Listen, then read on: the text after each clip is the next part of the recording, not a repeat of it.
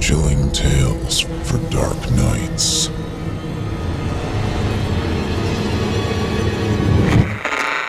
Want to make sure you never miss a Chilling Tales for Dark Nights video again? Be sure to subscribe and hit that bell to turn on notifications.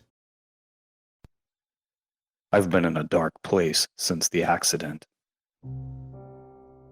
I know I need to let her go, to accept that I'm never going to see her again, but I can't. I can't rest. I can't lie still. I can't move on. All I can do is think about her. What's done is done. What's dead is dead. I know that. Of course I do. She's in a better place. I know she's up there somewhere, looking down on me like a guardian angel. And I know I should take comfort in that. But I don't. The thought makes me livid. There's nothing for me here. Nothing but suffocating loneliness. It's like I'm drowning in crude oil, trapped in tar, sinking slowly into an infinite void. There's no warmth, no light, no hope. Just an impenetrable gloom that presses in on me from all sides, threatening to crush me with the grim finality of my situation. I'm alone. Forever and ever. Alone. But I didn't have to be. What if I could be with her again? Even if only for a moment. She's so close, I can practically touch her. The only thing between us is a few feet of freshly turned earth. All I have to do is dig. I know there's something wrong with me. I know I'm not well. A normal person doesn't have these kinds of thoughts. But I don't care. I have to try to reach her. To see her one more time. I need to tell her I love her. I miss her. And I'm sorry. The accident was my fault. We wouldn't even have been on the road in the first place if I hadn't insisted on leaving her sister's place instead of spending the night there to wait out the storm. The forecast was calling for 12 to 18 inches of snow in the span of a few hours. An inch-deep carpet of downy white had already blanketed every surface outside.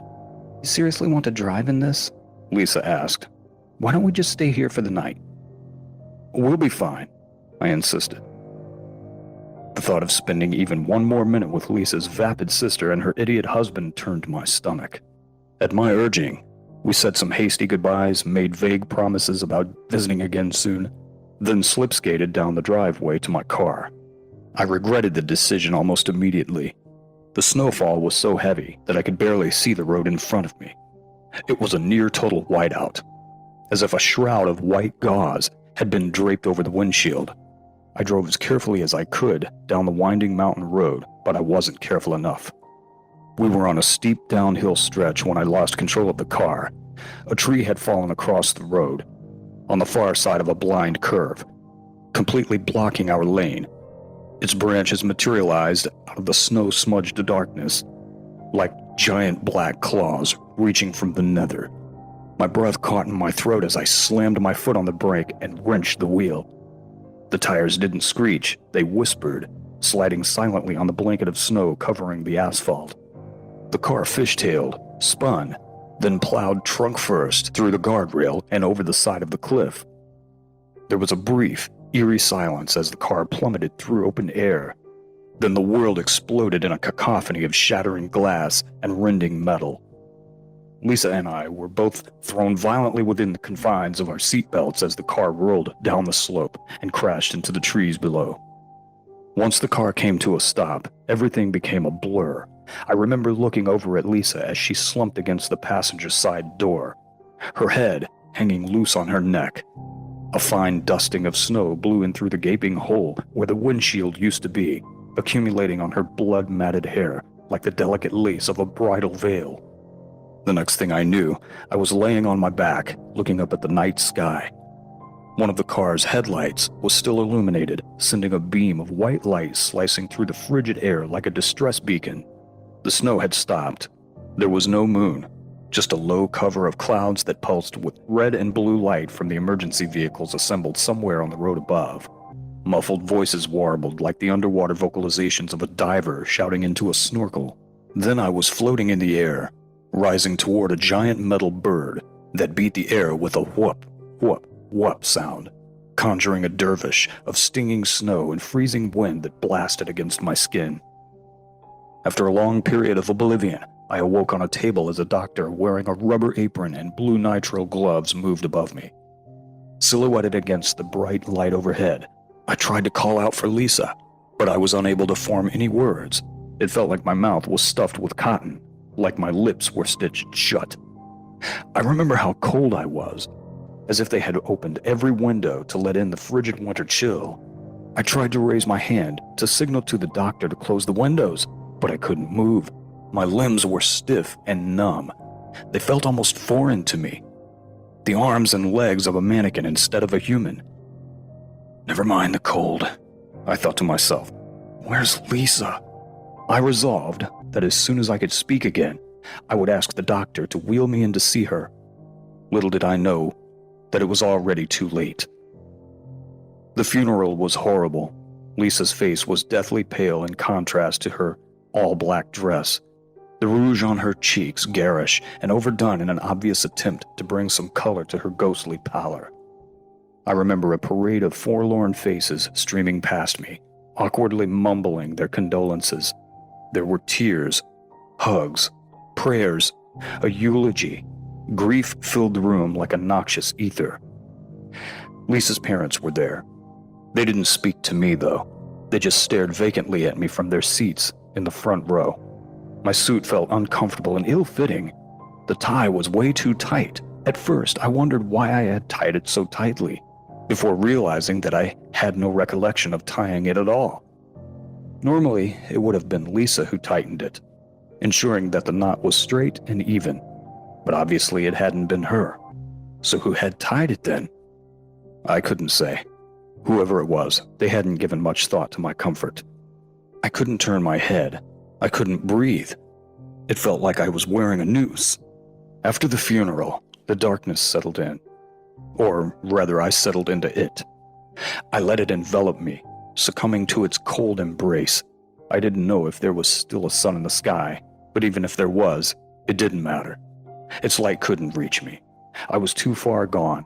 All I could do was think about Lisa, about how we were doomed to spend eternity apart. There was no more us.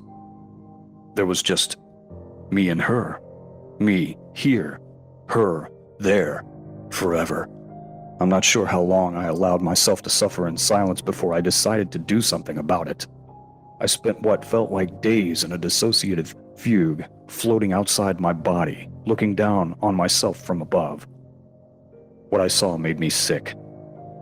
I didn't even recognize who I was anymore. I was a shell of my former self, wasting away, disintegrating into nothing. I had given up, allowing myself to succumb to my fate as if it was inevitable, as if there was nothing I could do about it. But there was.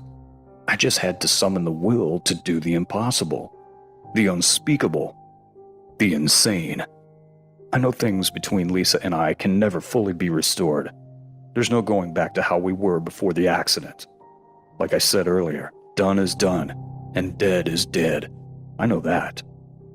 But if there's even the slightest chance that we can be together again, I have to try. As I reach up and begin clawing at the silk fabric lining the inside of my coffin, I feel a surge of hope for the first time since the accident. I don't know how long it'll take me to dig my way out of here, but it doesn't matter. I only have forever. I'll dig my way through the silk and wood, past dirt and worms, through grass and mud, emerging from the darkness and back into the light. I'm coming for you, Lisa. I love you. I'll see you soon.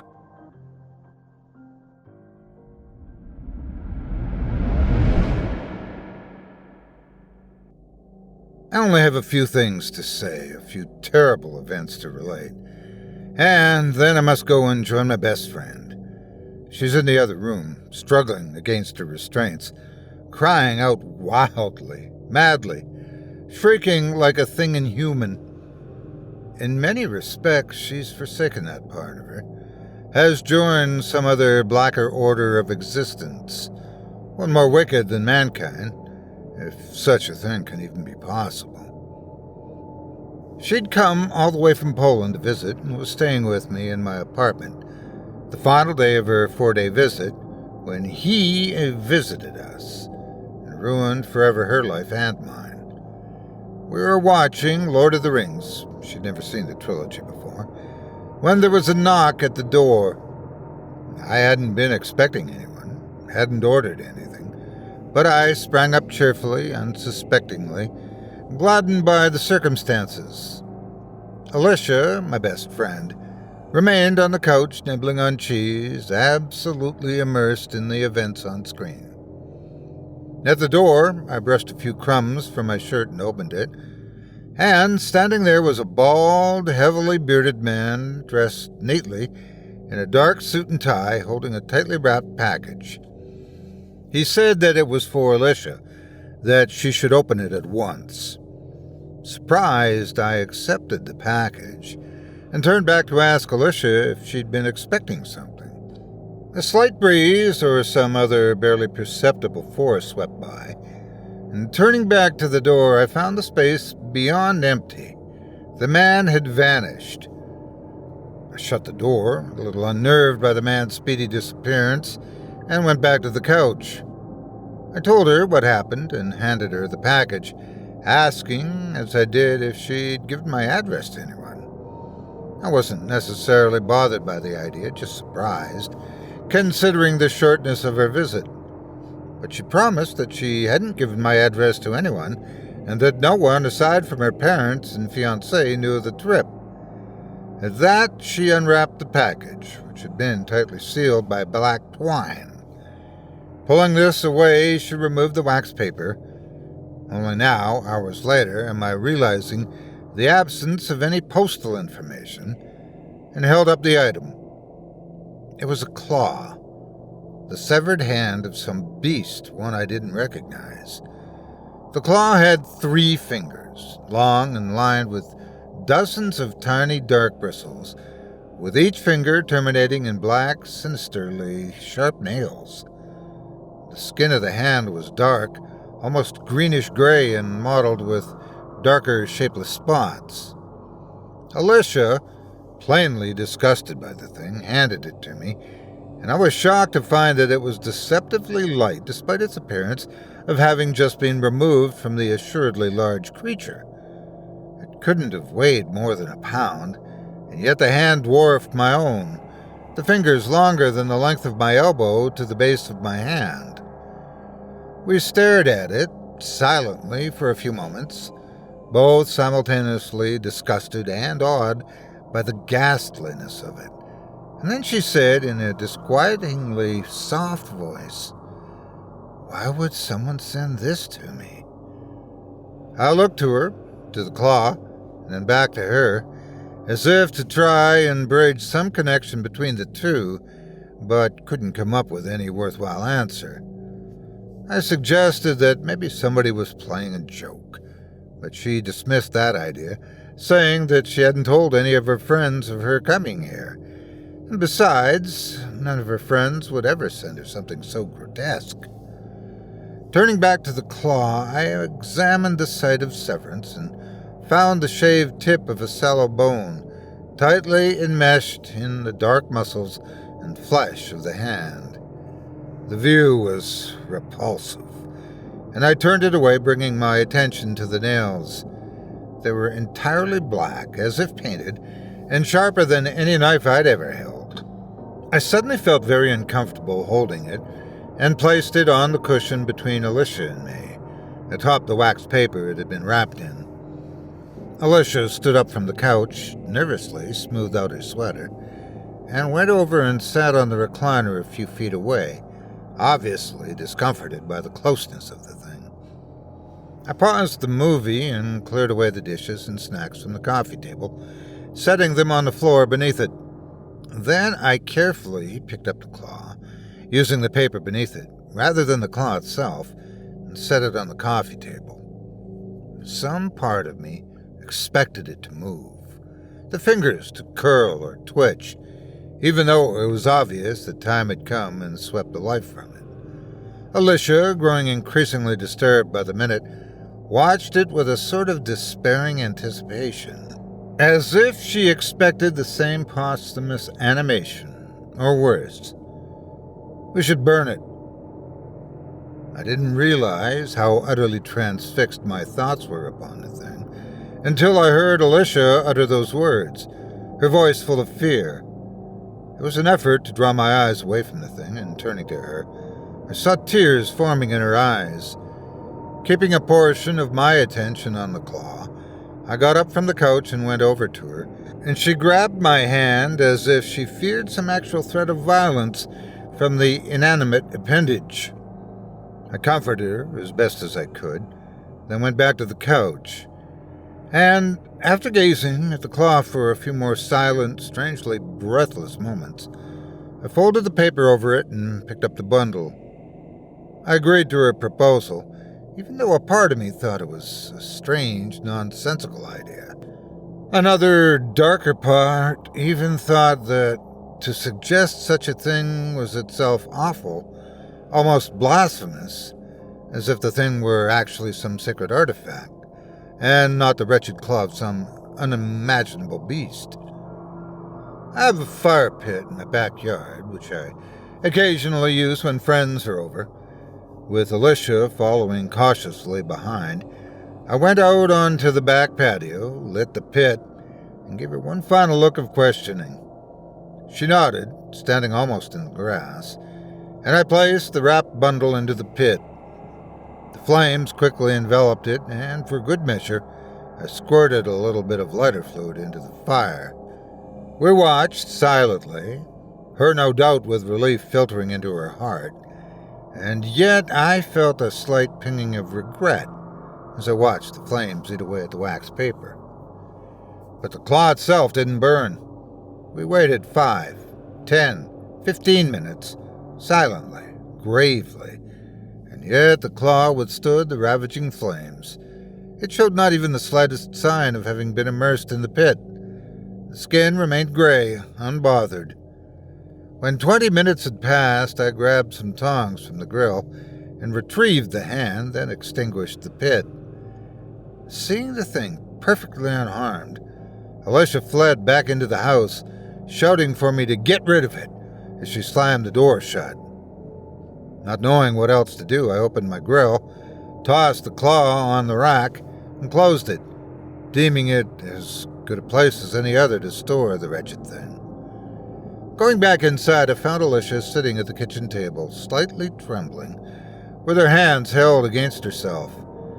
I told her that the thing was shut up in the grill, and that I'd make sure to take it somewhere and dispose of it in the morning. When I saw her cringe at the idea of sleeping in the house with the thing just outside, I mentioned that we still had a film and a half and a plate of wings to finish before she left, and this served to lessen her unrest somewhat. I told her to head back into the living room while I washed the ash stains from my hands.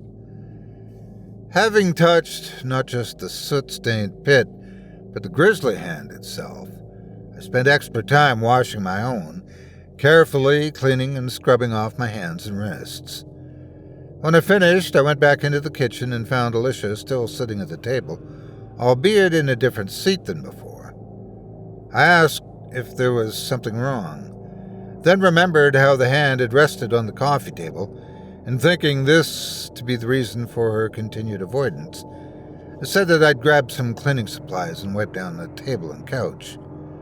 But in a voice that was markedly graver than it had ever been before, and tinged by a subtle layer of pain, she responded, "I'm not afraid of the hand, exactly. I wanted to get away from it because I felt drawn to it. From the moment I laid eyes on it, there was this horrible pull, like a spiritual magnetism. It seemed like it was my own hand calling to me, desperately wanting to rejoin me, as if a severed hand could want something." Almost absent-mindedly, I noticed that the back door was slightly ajar. Before I could form a coherent thought as to the reason, Illythia brought her hands to the table's surface, which up until that point had remained beneath it.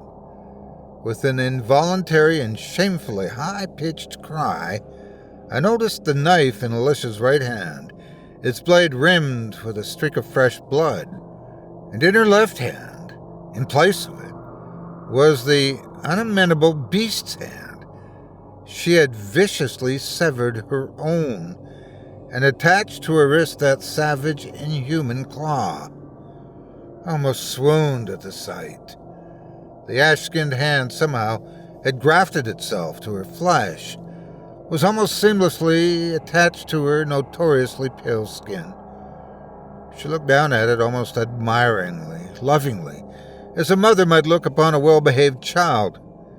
The fingers, lethally tipped by those black, razor-sharp nails, flexed casually in response to her impulses.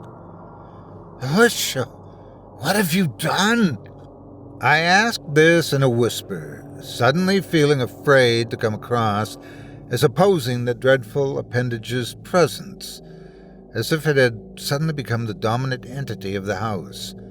She turned to me, her eyes lidded as if she were on the verge of a deep, peaceful sleep, and said, "I didn't want to. Or rather, I knew it would be a bad thing to do. But now I don't know. It feels natural, feels perfectly fine. See?" Then, in an abhorrent display of the thing's total integration with her body, she raised a monstrous hand and twiddled the fingers in a playful, though no less loathsome, wave. I was filled with such utter disgust and terror that, had there not been a knock at the front door just then, I probably would have fled from my own house through the back door. Giving the kitchen table and Illythia a wide berth, I left the kitchen, entered the living room, noticing with dismay the parcels twine, which I wished I had also burned, and went to the front door.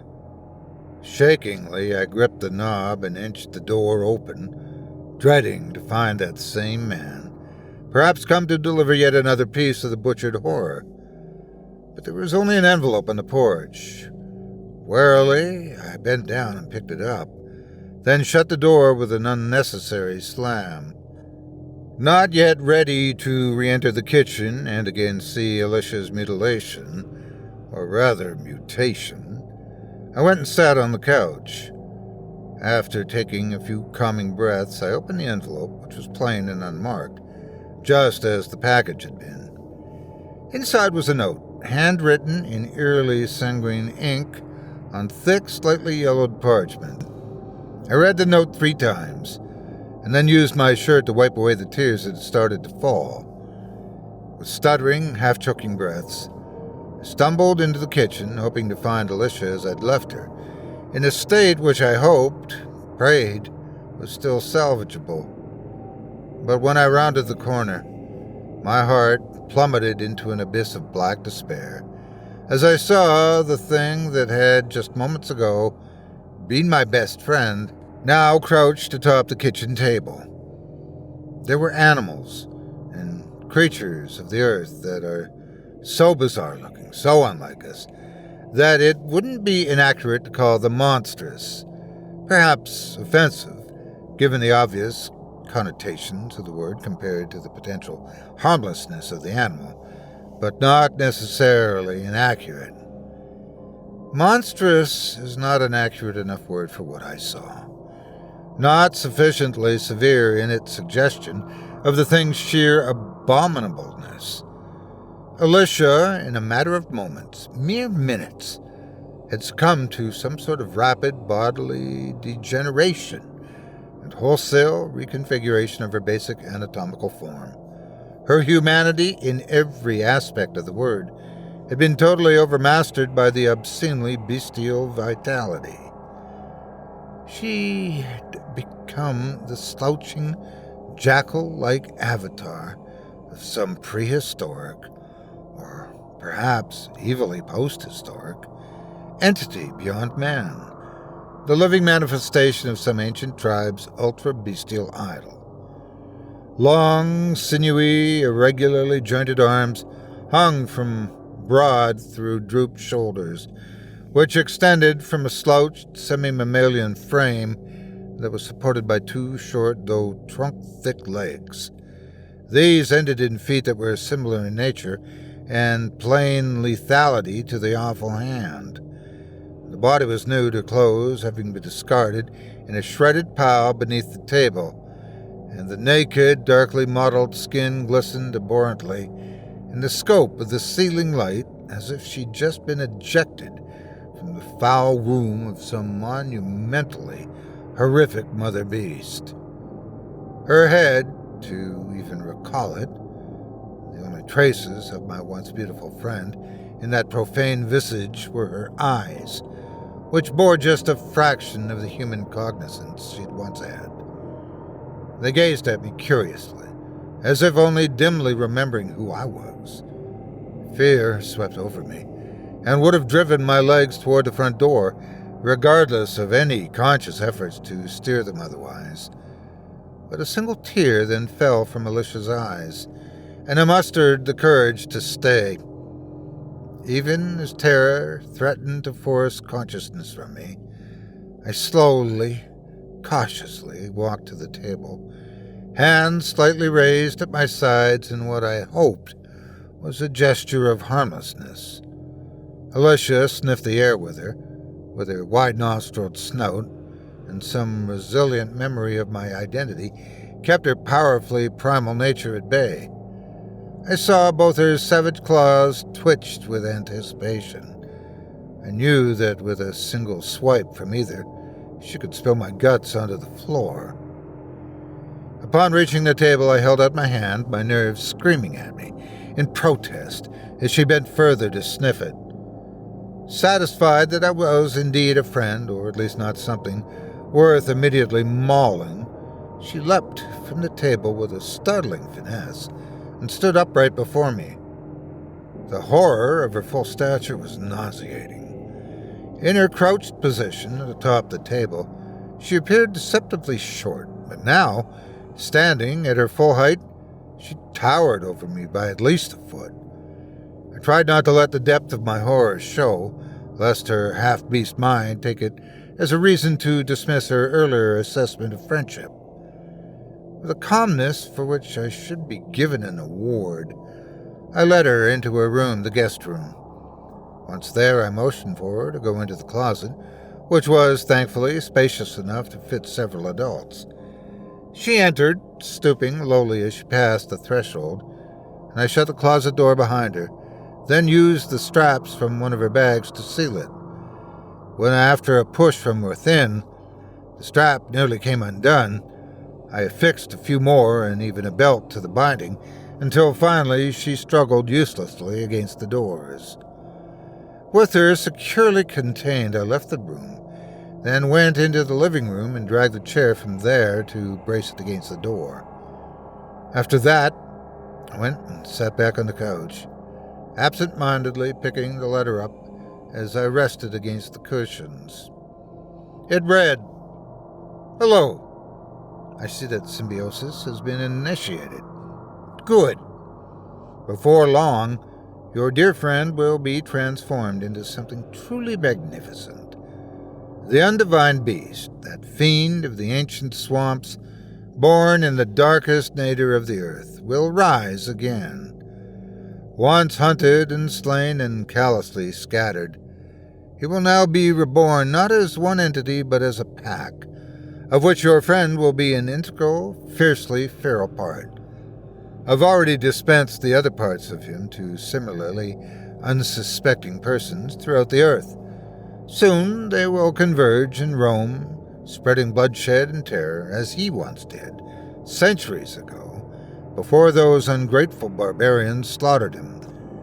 Even now I can smell the blood in the air, hear the cries of the limbless and dying. Wonderful. But should you feel compelled to save your friend, or forestall his coming, you only have to offer yourself to her as a sacrifice.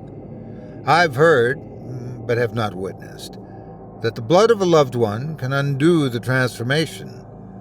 But, alas, it must be the entire body's worth of the stuff.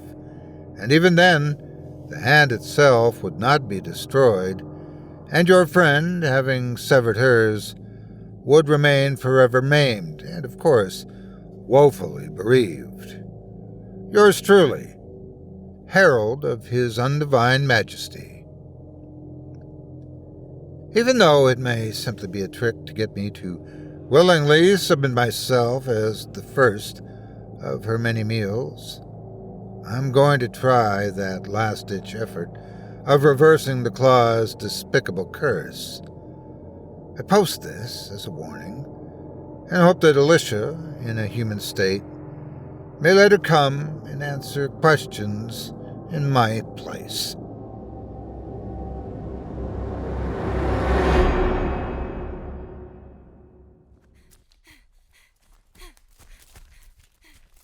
That night was cold. The sticky after-storm air clung to me like a wet rag, and the fog started rising. I could see exactly where I needed to go. Behind me, I could hear the unmistakable sound of feet pounding on the pavement and the deep, winded breathing of a desperate charge. He was surprisingly fast, but I was quicker and more desperate. He was an out-of-shape, overweight, middle-aged man, and I was none of those things. By then, he had been chasing me for about a mile through the rugged woods. I also doubted that he could breathe very well through that modified pillowcase draped over his head. His eyes were probably bulging from exhaustion through the holes in the fabric. I hoped he would keel over dead from a massive heart attack, but luck wasn't on my side yet. I sprinted across the 2-lane road toward a community that I could see from that hill over the tree line below. My leggings were in tatters from foliage grabbing onto my clothes. My shoes had been long missing, and I had stripped my muddy socks off probably a mile ago. My bare feet were aching and probably bleeding from running across forest debris and gravel, but I persevered. I didn't care about the pain. My life depended on escaping from this psychotic man. No matter what, he wasn't going to win. I was. He had been driving with me tied up in the trunk for hours, but I was carefully sawing at the extension cords he used for rope with a pocket knife. The trunk was utterly dark, so I had to navigate only by touch. The trunk had a pungent metallic odor that I realized was the smell of old, dried blood. There was also a small leak in the trunk, which happened to be dripping on my head, adding to the torture of this hell. The car was ancient, so it didn't have an escape button or hatch from the trunk. After what seemed like hours, the car had suddenly come to a stop. I heard the door slam shut and then heard his feet crunching on gravel as he marched toward the rear. The trunk popped open to reveal dusk had come and that the pillowcase psycho was back. Well, hello, beautiful. I just had to stop to get one last look. From hours of seething anger and the primal urge to survive, I leaped from the trunk, lunging for his face with that pocket knife. His eyes popped like a grape, exactly where I was aiming. Blood immediately began gushing from the wound. His face twisted in agony as he screamed a guttural roar of pain and fell to his knees. I thought about stabbing him again, or trying to beat the shit out of him, but last second, I decided he would probably win that battle. Every hour of jogging and running in the mornings had prepared me for this moment. Not knowing how much time that had given me, I sprinted for the woods. He soon followed. Hours later, I was sprinting for an unknown town through a dense patch of woods long before sunrise. It was nearly pitch black, except for little moonlight peeking between the clouds. Earlier that day, it had rained. Before all this chaos, I hadn't even considered how the rain could be a curse. The mud in this part of the woods was becoming thicker and deeper with every step. It soon became obvious that I had entered a swamp. Soon, I was up to my knees in water, then my waist. It had been a while since I'd seen or heard the man behind me. I hoped and prayed that he had given up on his pursuit. Thoughts began to form about what I would do when I finally made it to the town. Would I run to a house and bang on the front door, hoping that someone would answer? In the trunk, I discovered that he had taken my cell phone, wallet, and keys, but he still needed to check my jacket pocket, where he would have found that pocket knife. Now it was my sole possession. I was swimming at this point. The water smelled putrid and dank, filling my nostrils with that gassy, unmistakable smell of a swamp. After calming myself and building up my nerve, I checked around again and did not see the man. He was gone. My spirits lifted and I chuckled with glee. That morning had started like any other. I'd wake up around sunrise, jog for a mile, shower, and then stop at Dunkin' to get an iced coffee before going to work. But something went horribly wrong this time. As I was jogging past a nearby park, I heard a car stop behind me down the block. The door opened and I could hear someone get out. This happens occasionally, and I usually try to ignore people, but this time, something didn't feel right, and I'd soon find out why. The next thing I remember, I'm waking up in the front seat of a car. My body showed obvious signs of being sexually assaulted, and I won't give you the vivid details. The back of my head was drenched in dried blood, along with a pounding headache. The car reeked of cigarettes, and the old upholstery was cracked in a million places. The man who owned this clearly didn't care much about it. I looked around to see if I could spot him. The car was parked in the woods somewhere. The car was parked by an old camper looking like it was older than my dad.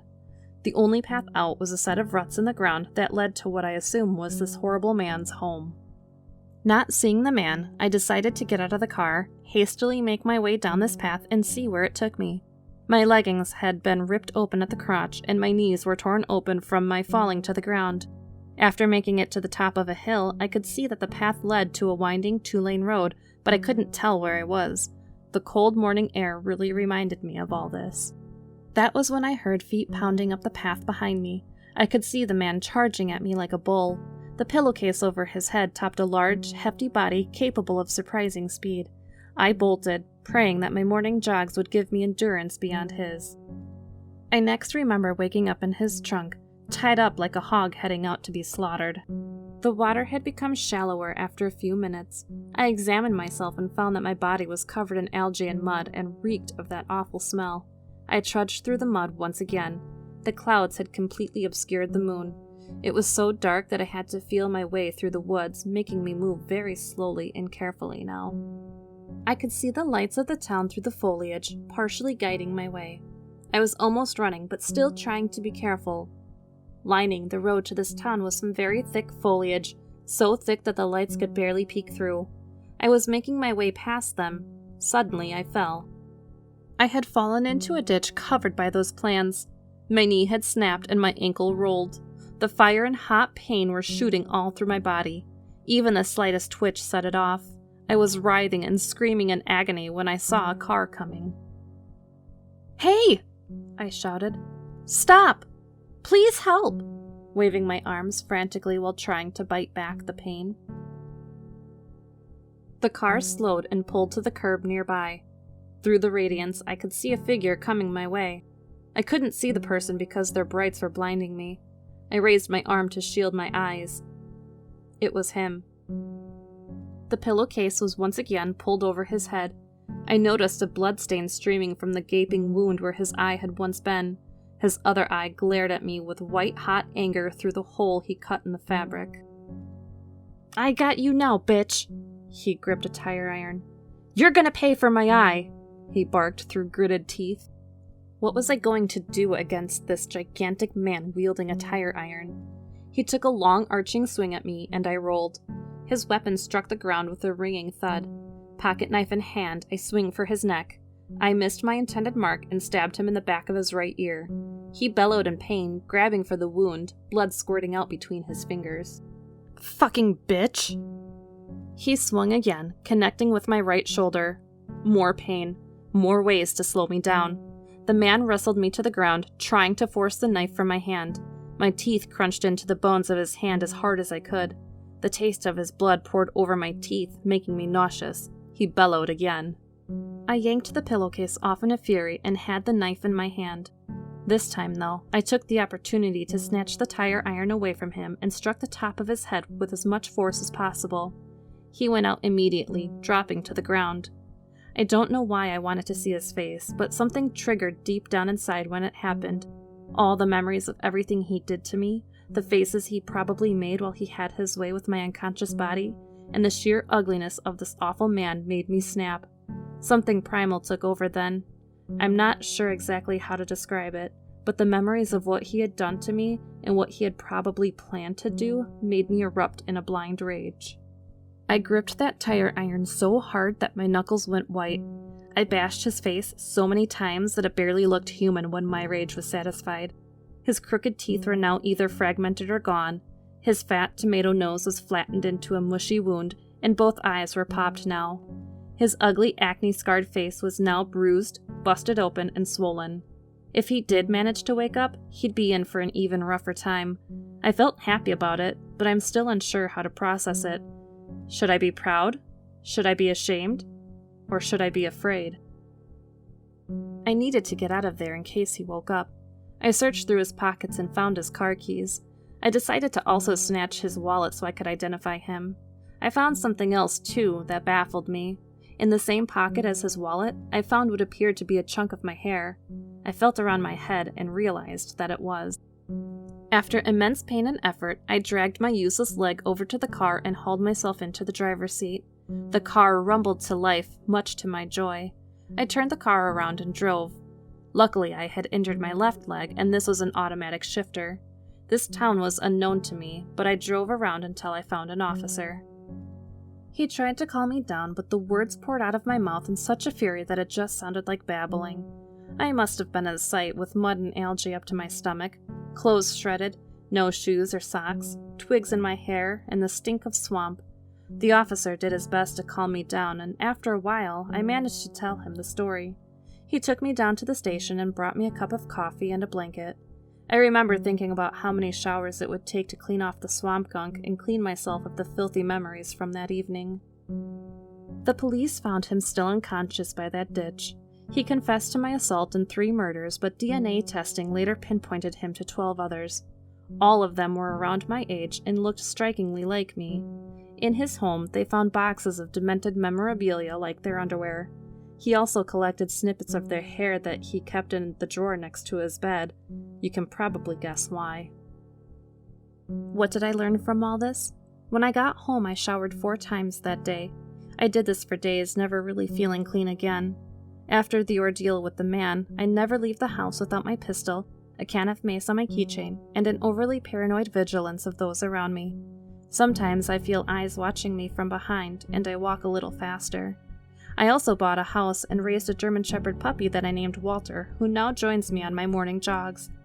All of these things combined still don't make me feel completely safe. Then there are also the nightmares, in which he brutalizes me and finally kills me. There's no escape from those. Therapy helps, but how can you escape your own subconscious thoughts? But the one thing I really learned is that the worst kind of monsters aren't imaginary creatures in movies or books. They are other human beings. Sometimes, the worst people can bring the monster out of you, too.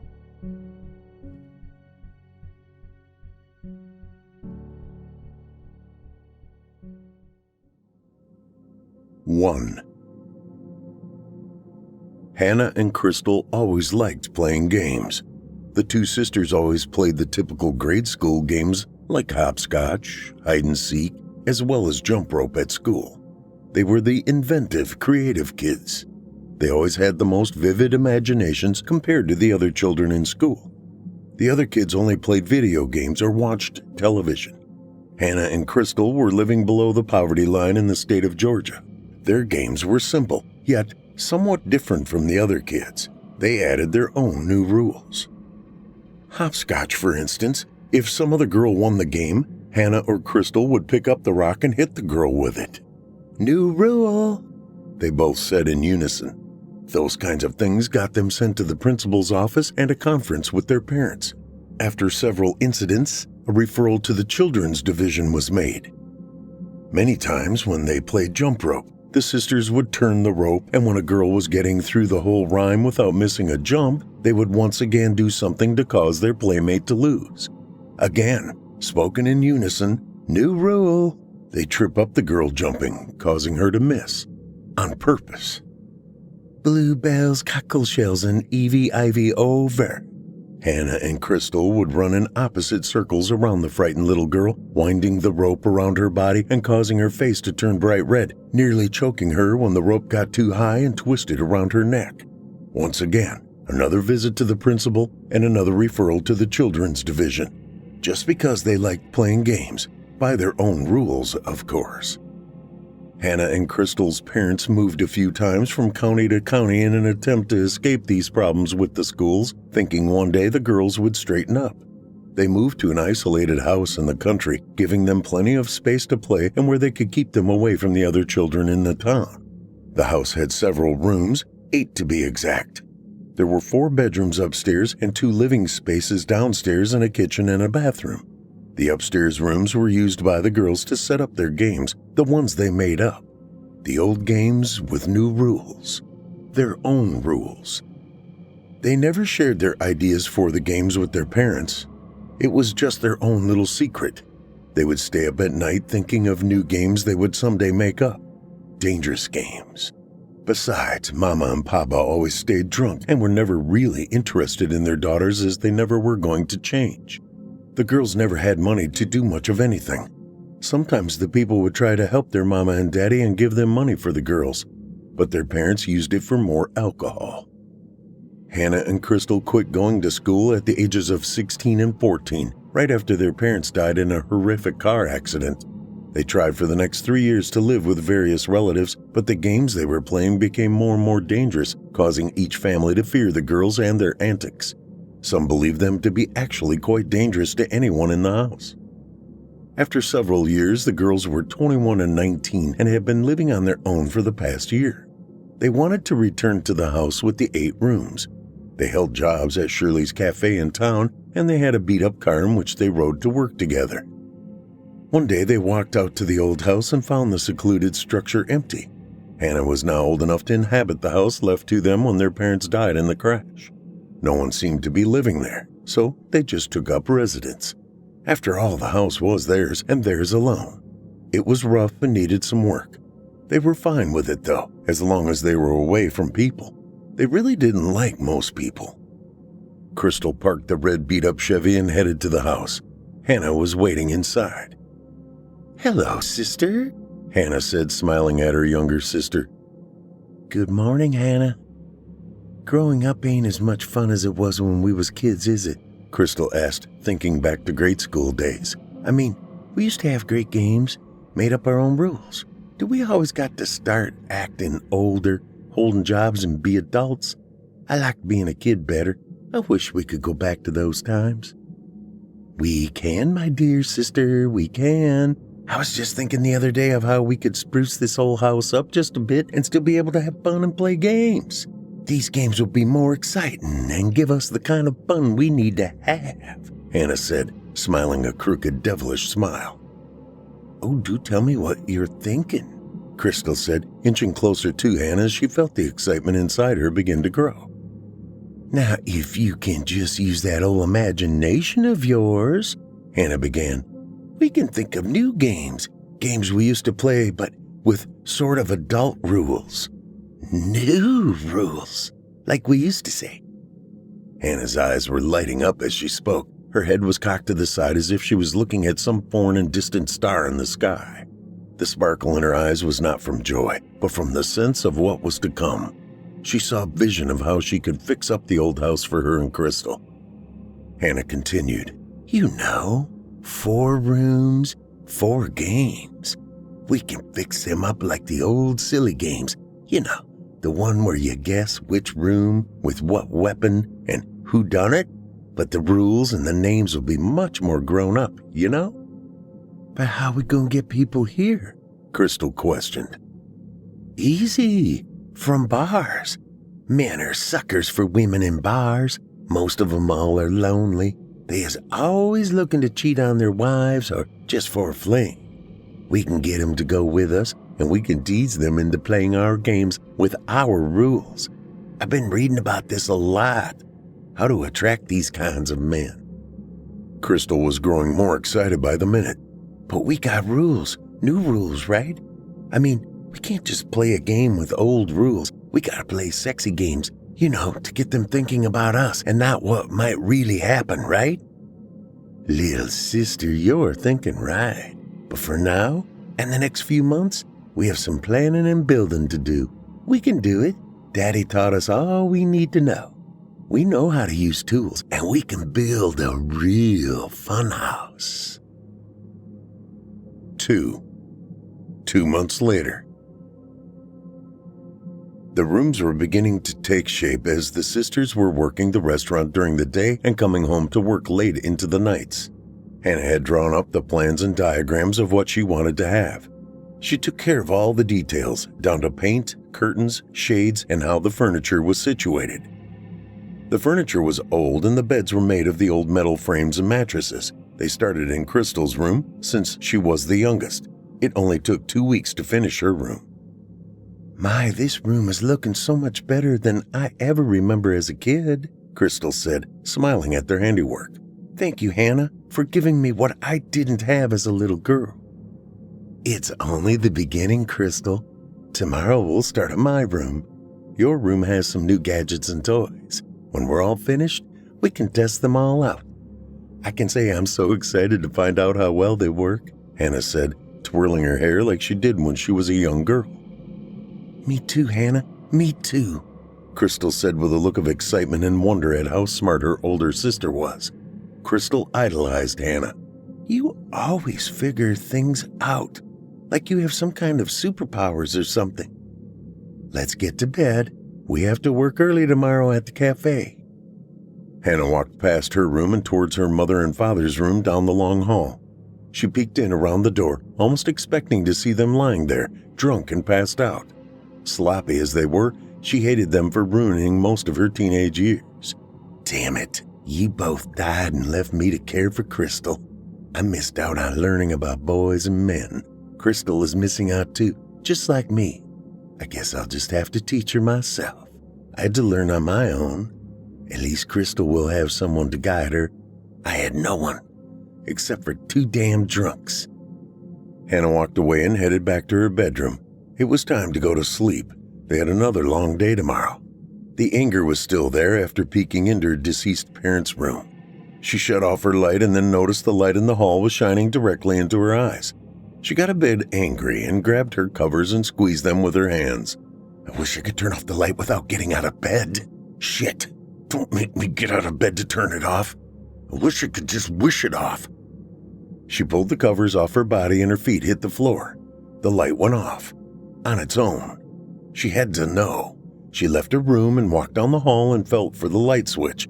When she touched it, she realized it was still in the up position. She walked down the hall to Crystal's room and poked her head in.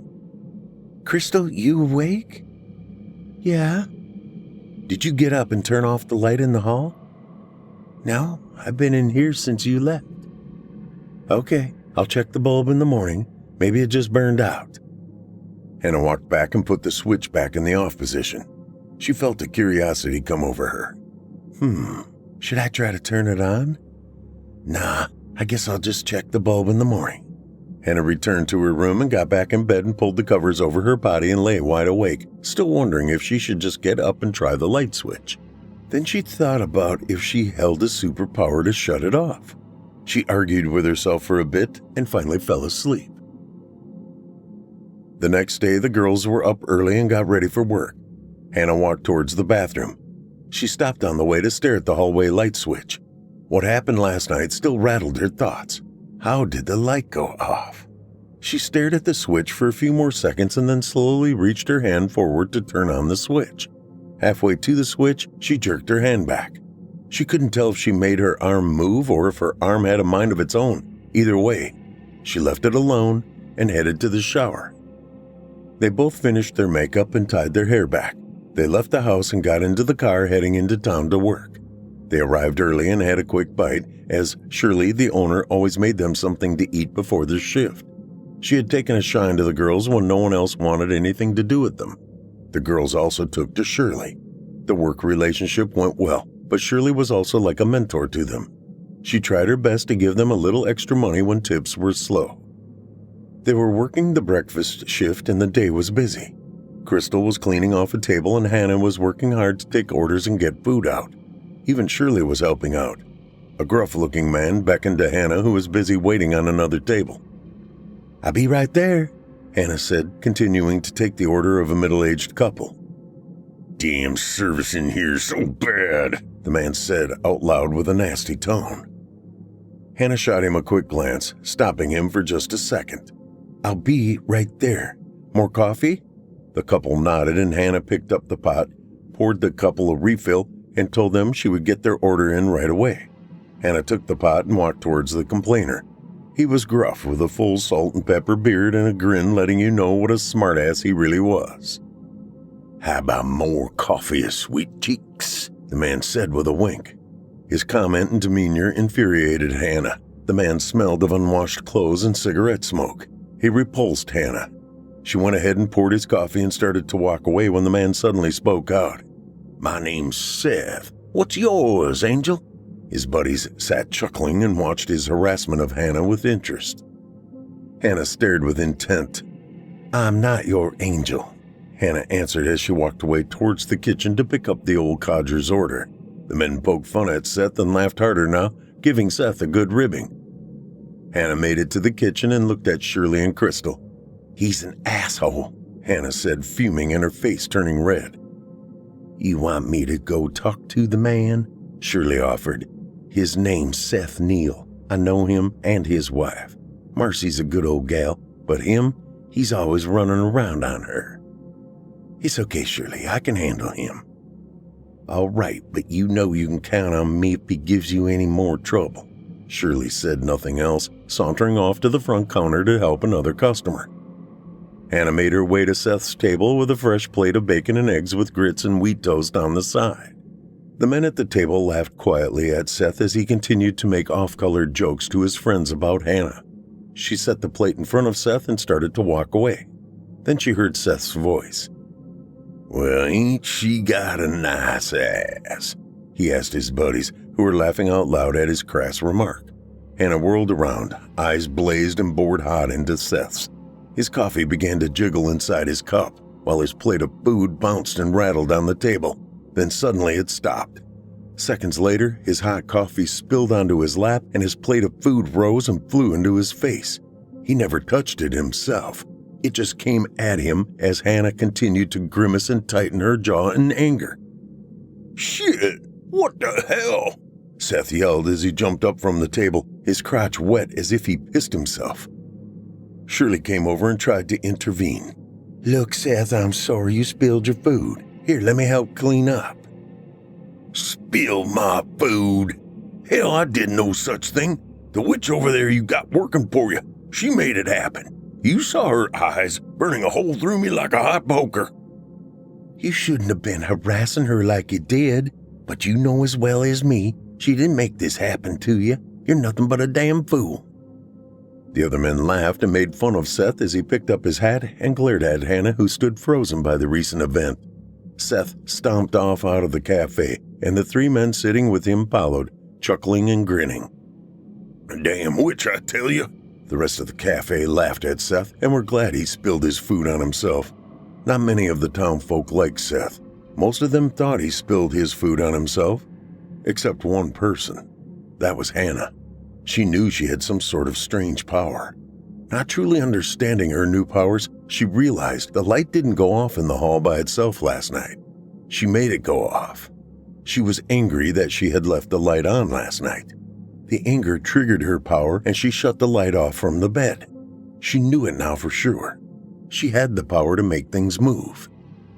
Shirley went over and put her arm around Hannah, leading her back to the kitchen so she could cool off. Crystal finished cleaning up and joined the other two in the kitchen as the morning rush came to an end. "Just take a break, Hannah. Crystal and I will finish up," Shirley said. Crystal looked at Hannah with a bit of fear. What had just happened? She knew Hannah had a temper, but how did the coffee and food get on Seth? Crystal was watching, and she had seen that. Seth never touched it. Of course, she was glad he wore the food. It served him right after his ugly comments. But Crystal thought, am I living with a witch? 3. Later that evening. Maybe we should go out tonight, Crystal. You know, maybe find a couple of guys. I don't know, Hannah. Maybe you could go. I just don't feel like it, Crystal said, laying down on the couch in the downstairs living area. You can go if you want to. I just want to lay here for a while and get some rest. Okay, suit yourself. I'm going to take a shower and get dressed up for going to Brasky's bar. You sure you don't want to come along? You know, we've been there before and it was fun. Found us 2 guys there. You remember that night, right? You sure you're not in for some fun? I'm sure. Hannah went upstairs to get ready. She removed her clothes and stepped into the shower. The thought of what happened today was still with her. She stared at the shampoo bottle as she stood there, letting the warm water run over her body. Maybe I did have the power to move things. Maybe I can get the shampoo bottle to come to my hands without reaching for it. Hannah stared harder at the bottle, trying to will it to come to her. It didn't move. She tried once more, even squeezing her hands together in tight fists, hoping for her power to return. It did not, and she realized it must have been a freak thing, like ghosts and specters appearing to people in the night. Hannah turned off the water, pulled back the curtain, and stepped out of the shower. She would try one more time, maybe get the towel to jump off the hook and come to her waiting hands. She laughed at herself, but yet she still somehow believed she had a special power. Looking at the towel, she tried hard with her mind to make it move. The towel remained on the hook. She tried harder. The towel remained. Finally, she went over to grab the towel and finished drying herself and then went to her room to get dressed. She put on a pair of the tightest jeans she had in her closet and stood before her full-length mirror, turning and spinning to admire her young and luscious body. She could attract men, and she had done so before. She had also had sex before, but never with anyone she loved. She wished she could be loved, admired, and respected, but with the life she had lived, it surely wasn't going to happen. She would just use men as they used her. No love, no respect, only carnal pleasure. She finished dressing and went downstairs to say goodbye to Crystal. Lock the door after I leave and don't open for anyone except me. I'll be okay, Hannah. You have fun, you hear? I will. I sure will. If I find a man, you want me to bring you one too? Hannah asked with a sly grin.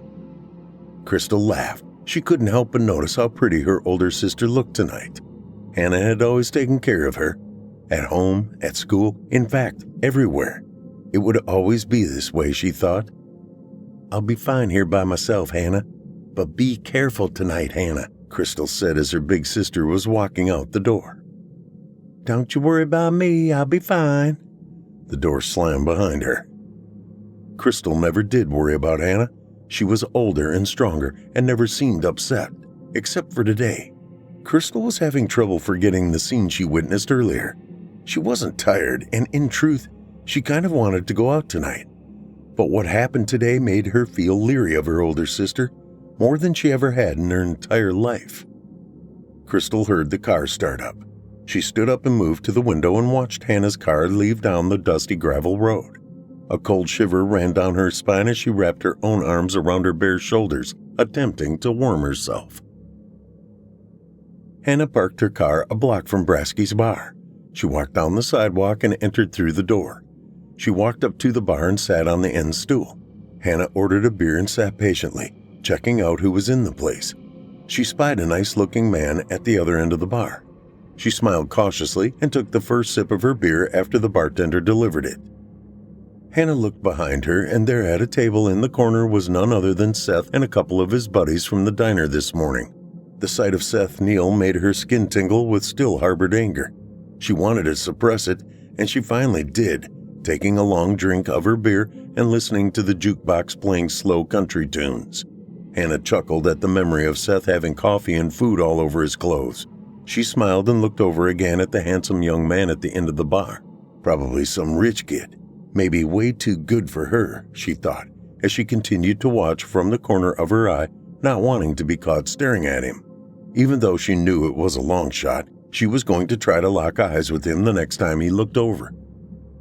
Suddenly, she felt a tap on her shoulder, and when she turned, she was startled to see Seth had moved in behind her. He sat down on the stool next to her and spoke first. Well, if it ain't the little waitress from the diner. What brings you out to Brasky's tonight? Seth asked as he took a pull off his own bottle of beer. Hannah could see his friends beginning to grin, and now she was starting to feel uncomfortable. She just had to control herself and put a lid on her anger. Just out for a beer. Needed to get out of the house for a while. Didn't recognize you with your hair down and all. You're a pretty gal. Look, Seth, I apologize for getting all upset this morning, and I'm sorry you got food all over you, Hannah said, letting her gaze meet Seth's bloodshot eyes. Not a big problem. In fact, do you mind if I buy you a drink? I don't hold a grudge against you. Not someone as pretty as you. What is your name, anyway? Hannah wanted to hurl at the thought of Seth Neal trying to hit on her, but something was coming into her mind, something she could not stop. It was a plan that included some new rules. She looked even more deeply into those bloodshot eyes, feeling some sort of control over Seth. Yes, new rules. My rules. Hannah, being a little wiser beyond her years, spoke up briefly and to the point. My name's Hannah. Seth, you like games, don't you? Well, it depends on what kind of games you're talking about, Seth answered, his tobacco-stained teeth showing in a slight smile. I think you know what kind of games I'm talking about. You know, fun and sexy games. I might even get my sister Crystal to play along if you want. Well, now, I think I could kind of like such a game. You talking about going to your place? I ain't never been there, but I think I know where it is. I'll just follow you if it be okay, Hannah. You want me to ask one of my friends over there to come along? No, Seth, only you. I'd rather not share. She smiled devilishly. They left Brasky's, and each of them got in their own car and drove towards Hannah's place. Seth with a smile on his face the entire way, Hannah wearing an evil grimace on hers. 4. Game night. They walked up to the house together, an odd-looking couple to say the least. Hannah entered the front door first, and Crystal sat up on the couch when she heard her come in. Seth followed behind her, closing the door after he was inside. Crystal sat up and put her feet on the floor. She was frightened to see Seth in their house. She wondered what had taken place and why he was even here. Crystal started to speak, but Hannah quickly took over. Look who decided to join us for a few games, Hannah said, flipping her dark hair over her shoulders. But, Crystal started to interrupt. Seth here says he wants to play games, maybe with both of us, if you're up for it. You know, sexy games, Hannah said, winking at Crystal to go along. Crystal cringed at the thought as Seth flashed his yellow-toothed smile. She could smell the stench of smoke and alcohol on him from the couch, reminding her of the odor of her own drunk father. She was repulsed and not sure she should participate in this complete turnaround from this morning. Well, sure, I guess. Seth, let me show you my room and you can get yourself all comfy and such, Hannah offered as she took Seth by the hand and the three of them walked upstairs. Arriving at her room, Hannah let go of Seth's hand. Here it is. Ain't it pretty? Just the kind of room you would like to have for game playing, right, Crystal? Well, sure. Hannah has it fixed up real nice. She's good at decorating and all. Looks damn pretty for sure, Seth said as he walked around the room, noticing all the frilly things Hannah seemed to like. Looks exactly like what a pretty thing like you would have. A man could get used to coming around here for a few adventures of a naughty variety, he sneered as he licked his lips. Crystal shivered at the thought, but Hannah remained calm. Here, Seth, you get comfortable on my bed, and here's a towel to put around you. Lay back on the bed and relax while you're finished undressing. We'll be right back. We just need to change into something more comfortable and, more revealing. Something hot and sexy, just to raise your appetite a bit. See you in a few minutes. Hannah turned her head and smiled at Seth as she grabbed some things from her dresser drawer. She waved her lingerie at Seth as she walked away with Crystal. They went down the hall to Crystal's room to change. Seth began to undress and thought he must be the luckiest guy around. To aggravate the little bitch in the restaurant this morning and now to have her satisfy his insatiable sexual appetite? Seth began to think maybe he had something women couldn't resist. I guess I attract all those little wildcats pretending not to be so wild. I'll just show her what a good time is all about. Just like all the other women I cat around with. This will be different, though. 2 wildcats at the same time? Playing games? Holy shit, Seth. You did hit the old jackpot. He sat down on the bed and then lay back on it, clasping his hands behind his head. He was imagining all the things about to happen in the next few hours. He was excited, and it was beginning to show below his waist. This was going to be different, and he was going to have one hell of a time playing games. Hannah, have you lost it? Seth Neal, the gross asshole from the restaurant? Come on, what are you thinking? Relax, Crystal. You know I hate the son of a bitch. Get dressed in something revealing. I ain't gonna let something happen to my baby sister. We're just gonna tease him a little. I always protected you before, right? Same thing here. You just let me get started with him. You just have to play along with me. I don't want to touch him. He's so nasty. He smells bad. Dude makes my stomach turn, Crystal said, pulling on her soft blue undergarments, revealing her ample breast cleavage and tight body. You don't have to touch him. You just let me do all the work. All you gotta do is stand there and look pretty. Easy for you, sweetie. Crystal smiled back at Hannah. She knew her sister had a plan to humiliate Seth. She just didn't know what it was exactly. But she thought maybe this will be fun after all. They headed back to Hannah's room and Seth. Hannah poked her head in and said, "Close your eyes, Seth." Seth did as he was instructed. He lay back and couldn't believe the situation in which he now found himself. 2 young and beautiful girls before him, clear skin, beautiful curves, and damn revealing outfits. He must be the luckiest guy on earth. His mental filth now working on him, he was imagining all the things he may be able to do. He might be going mad, really, but what a way to go, he thought. Now you need to sit up, open your eyes, and we will each hold your hand as we walk back to Crystal's room. Seth stood and couldn't believe what he was seeing. They were beautiful, and he had never been with any girl that were even close to this pretty. They led him down the hall to Crystal's new room.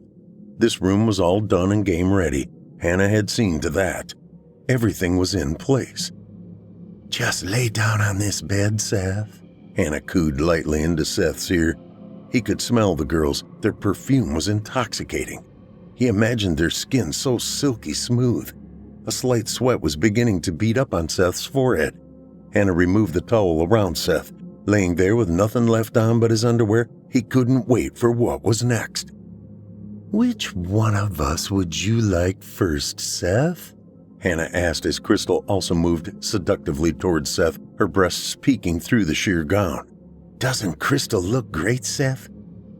Oh, yeah, she looks amazing, Seth replied, feeling a slow burn beginning to rise inside of him. No touching, Seth. Just look, Crystal told Seth, and Hannah, too, began to inch closer to their new prey. Seth could not help himself any longer. He didn't have time or patience to play this slow game with his lust burning inside of him like a wildfire. He reached for Crystal, grabbing her wrist and trying to pull her closer. Crystal felt his rough, calloused hands, and it immediately caused her repulse, pulling her wrist away from his sudden and firm grip. He would not let go and was beginning to smile. Oh, I love the way you play this game, little missy. Playing hard to get. Let go of her wrist, Hannah said firmly, her eyes starting to sear into Seth's while he held tight to Crystal's wrist, her stare causing him to suddenly lose his grip on Crystal. Step back, sister. New rules, Hannah shouted in a voice that actually sounded more like a growl. Bluebells, cockle shells, and ivy over, Hannah sung in a sweet and sing-songy voice. Seth froze for a second and then started to get up from the bed. Ropes, now, Hannah commanded, and the ropes from under the bed encircled Seth's body before he could even blink, tying him down to the bed so damn fast he couldn't get the words out of his mouth. What the what? Seth could not put the words together, sweat now dripping profusely from his brow. New rules, new game. Our rules, Seth. Want to pick on little helpless girls? Got more tricks to show you, Seth dear. More damn tricks than you can shake a stick at, you bucking slob. Seth felt the rope around his neck cinch tighter, and it was making it harder for him to talk and breathe. He knew this girl was a witch, and now he could prove it. But would he live to tell of his experience? Knives, Hannah yelled. The drawer to the dresser opened and 2 knives appeared and began to slowly float. Seth turned his head and watched the knives float slowly towards him, hovering above him like two drones ready to strike. Hannah stared hard at the knives, using this newfound power, directing them with her eyes. "One," she mumbled as her head began to shake as she concentrated on the first knife. Seth trembled as he now knew what she was capable of. He had fallen for her trap, and now he was about to pay a price for being the ass he was. He could not move his hands, his arms, or his legs. For the first time in his life, Seth Neal was entirely helpless. "Two," Hannah uttered softly as she focused on the second knife. She began to shake even more, willing the knives to move inches above Seth's hands, tied down against his naked thighs by the thick rope which came from under the bed. "Three!" Hannah screamed as the two knives plunged into the backside of Seth's hands and searing through them into his thigh. He let out a piercing scream. No one for miles around could hear it except Crystal, who quickly backed away from Hannah. She now stood in her bedroom doorway. Hannah could not hear Seth's bellow as she was in another world, playing a new game with her own rules, just like back in grade school. Hannah was lost in an energy field that defied any sense of normality. Seth didn't want to move as he feared he would make the wounds worse.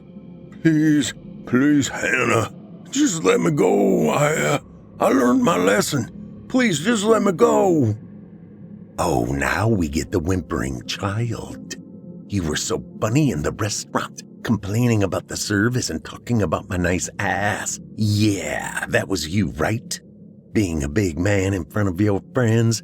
Wish they could see you now, Seth," she chortled. "Look, Crystal, the tough guy is screaming in pain. Are those tears we see running down your cheeks, little man?"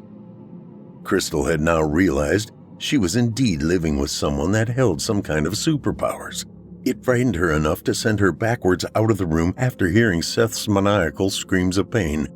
Hannah had not noticed her sisters inching back from the scene. Crystal always knew Hannah was the strong one, the one that threw all caution to the wind, while she herself had remained shy and reserved. Her instincts told her to play along, but had Hannah snapped? Gone too far? Would she herself be in danger someday from these superpowers that Hannah now displayed? Suddenly, Crystal could not believe what she was seeing. Hannah shook violently, and her eyes turned a scorching hot red, boring into the soul of this degenerate man, lying in his underwear, all tied up and hands pinned to his thighs with two knives. "Hannah, stop, please. Hannah, please." Hannah's body wheeled, and the red eyes burned into her sister's total being. Crystal felt a strange and eerie feeling as her feet were lifted off the ground, levitating, until she was flung backwards and slammed into the hallway wall outside of her bedroom entryway. Crystal slid down the wall in a heap and lay for a second before crawling back to the room to see if it was over. As she peeked around the corner, she saw the claw hammer floating above Seth, hovering over his head like a cobra ready to strike. His sister was mumbling as the hammer got closer to his brow. Crystal realized that Hannah was completely over the edge. She got to her feet and ran to the downstairs living room, picking up her phone and dialing 911. Another piercing and final blood-curdling scream came from the lips of Seth Neal. Crystal had just finished giving the address to the 911 operator when she heard her sister call out to her. "Crystal, come back up here. We're not done playing the game." Crystal dropped her phone and could hear the voice of the operator. "Please stay on the line until someone can get there to help you." With her phone still connected to 911, Crystal ran from the house, running across the small creek and towards the small abandoned church that had been empty for years. She and her sister used to play there when they were small. She ran fast and did not look behind her. The creek rock had cut her bare feet, and when she got to the church, her feet ached. She limped to the front pew and hid herself underneath. The church was dark and she was frightened, but dared not make a sound. She whispered in the phone, "I'm in the old church by the house. Please hurry. She will come looking for me." Suddenly, the sound of footsteps echoed on the front porch, and the door creaking open froze Crystal, frightened out of her mind. "Ollie Ollin free. Come out, wherever you are." Her laugh was hideous, and the knife she held in her hand was dripping with the blood of Seth Neal. "Come on, Crystal. It's only a game. Come out and play." Hannah waved the beam of her flashlight under the back pews, showing nothing. She walked ahead and row by row looking for Crystal. She was now 3 rows from where Crystal lay, trembling on the dusty wooden floor, making Crystal's hands shake. She could not control the quivering and the rattling of her hands. She attempted to will them to stop. Stop shaking. Hannah's going to hear that noise. Now be a good girl and come out, Crystal. Seth's dead and the game is over. I'm sorry I frightened you. Come on, let's go home now. The light hit Crystal's face and she screamed as she scurried from under the pew, getting to the outside aisle.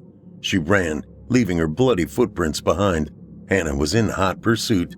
Crystal opened the front door and stumbled onto the porch. Hannah stood above her, still holding the knife. You were going to turn me in, huh? That wasn't in the game. You cheated. Hannah screamed, New rules! And she raised the knife with both hands above her sister's head. The shot rang out clear and Crystal saw the blood explode from her sister's exposed midsection.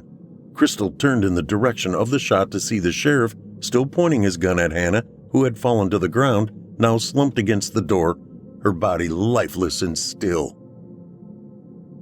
Tears spilled down Crystal's cheeks as she sat in the back of the county sheriff's car, the blue and red lights reflecting on her young and shocked face. Her mind had drifted to all those days on the playground. Crystal had won the game she damn sure never wanted to win. What was left? Her parents gone, Hannah gone, the ambulance loading dead bodies. For Crystal, there was nothing more to feel. Hollow and empty, her mind unable to comprehend what she had witnessed. With the blanket wrapped around her and suffering from shock, she looked straight ahead. Most people at 20 years old have a lifetime to look forward to, filled with dreams. She looked out the back window and saw nothing but darkness. No church, no house, no Hannah. For Crystal, her world was totally empty now, and there were no dreams, no future, no nothing. From game night on and forevermore, her world was dark, and the time would always be midnight. Eternally.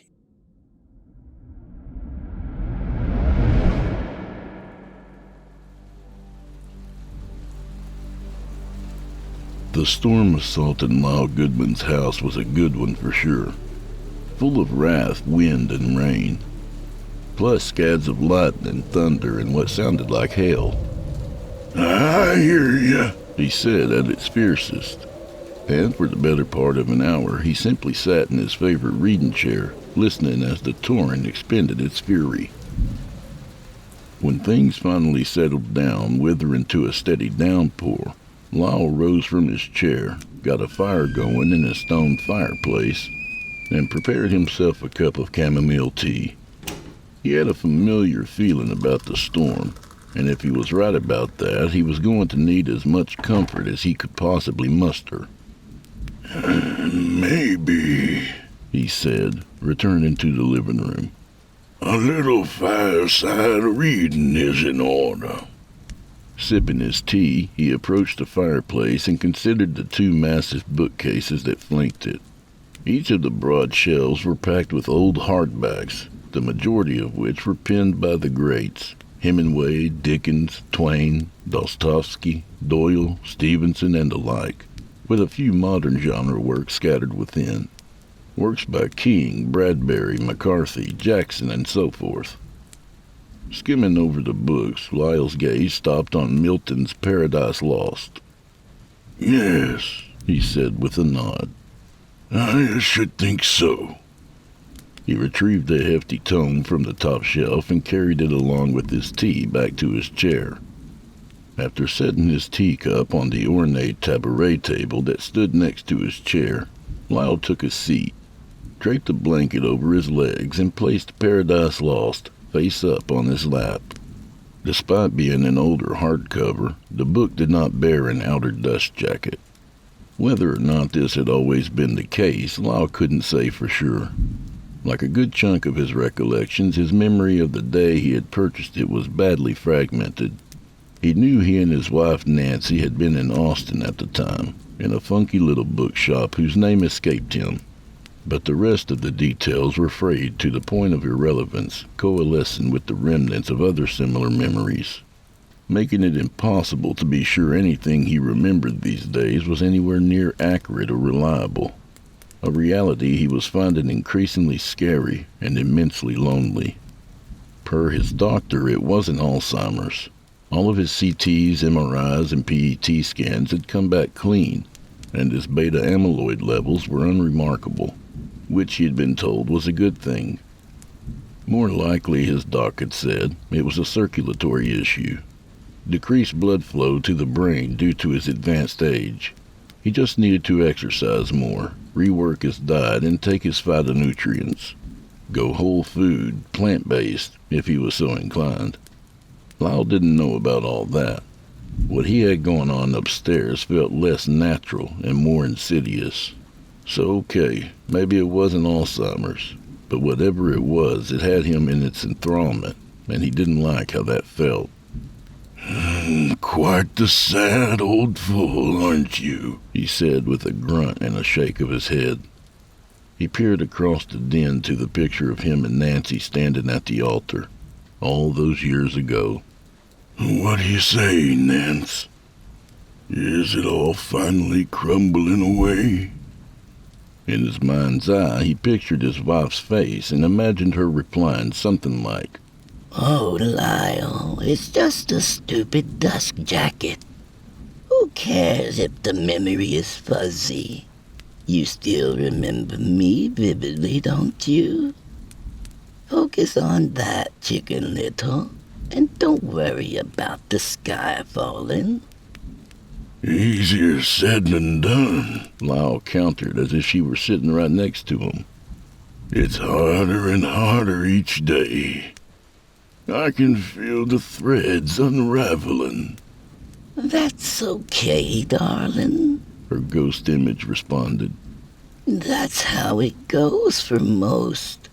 Just hold on to your memories of me, and you'll be fine. I promise." Releasing a weighty sigh, Lyle returned his gaze to Paradise Lost and lifted its front cover.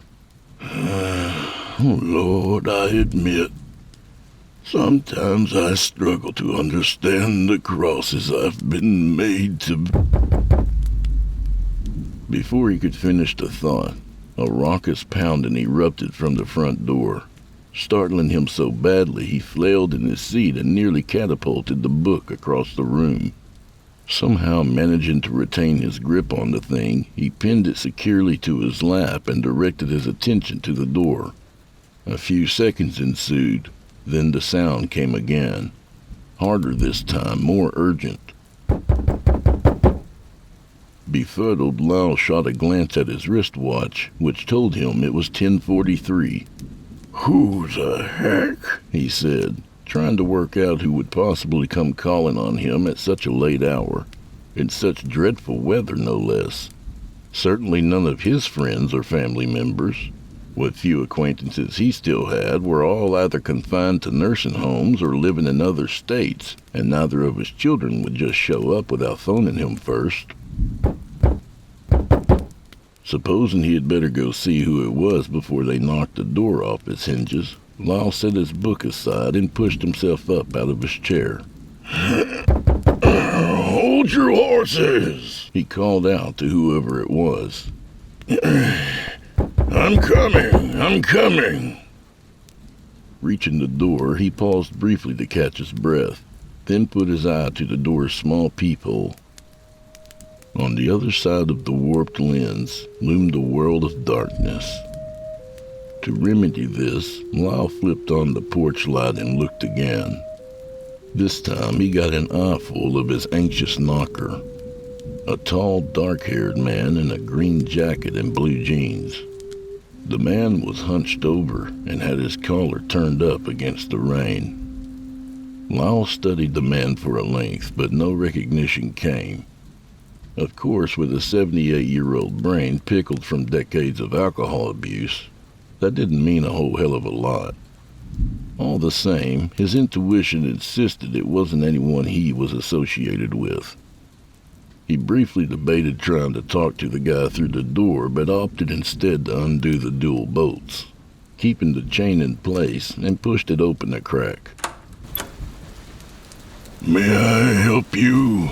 he said through the opening. "Evening, sir." The man replied in a raspy baritone. "My name is Howard Staley. My car ran out of gas about a quarter-mile down the road."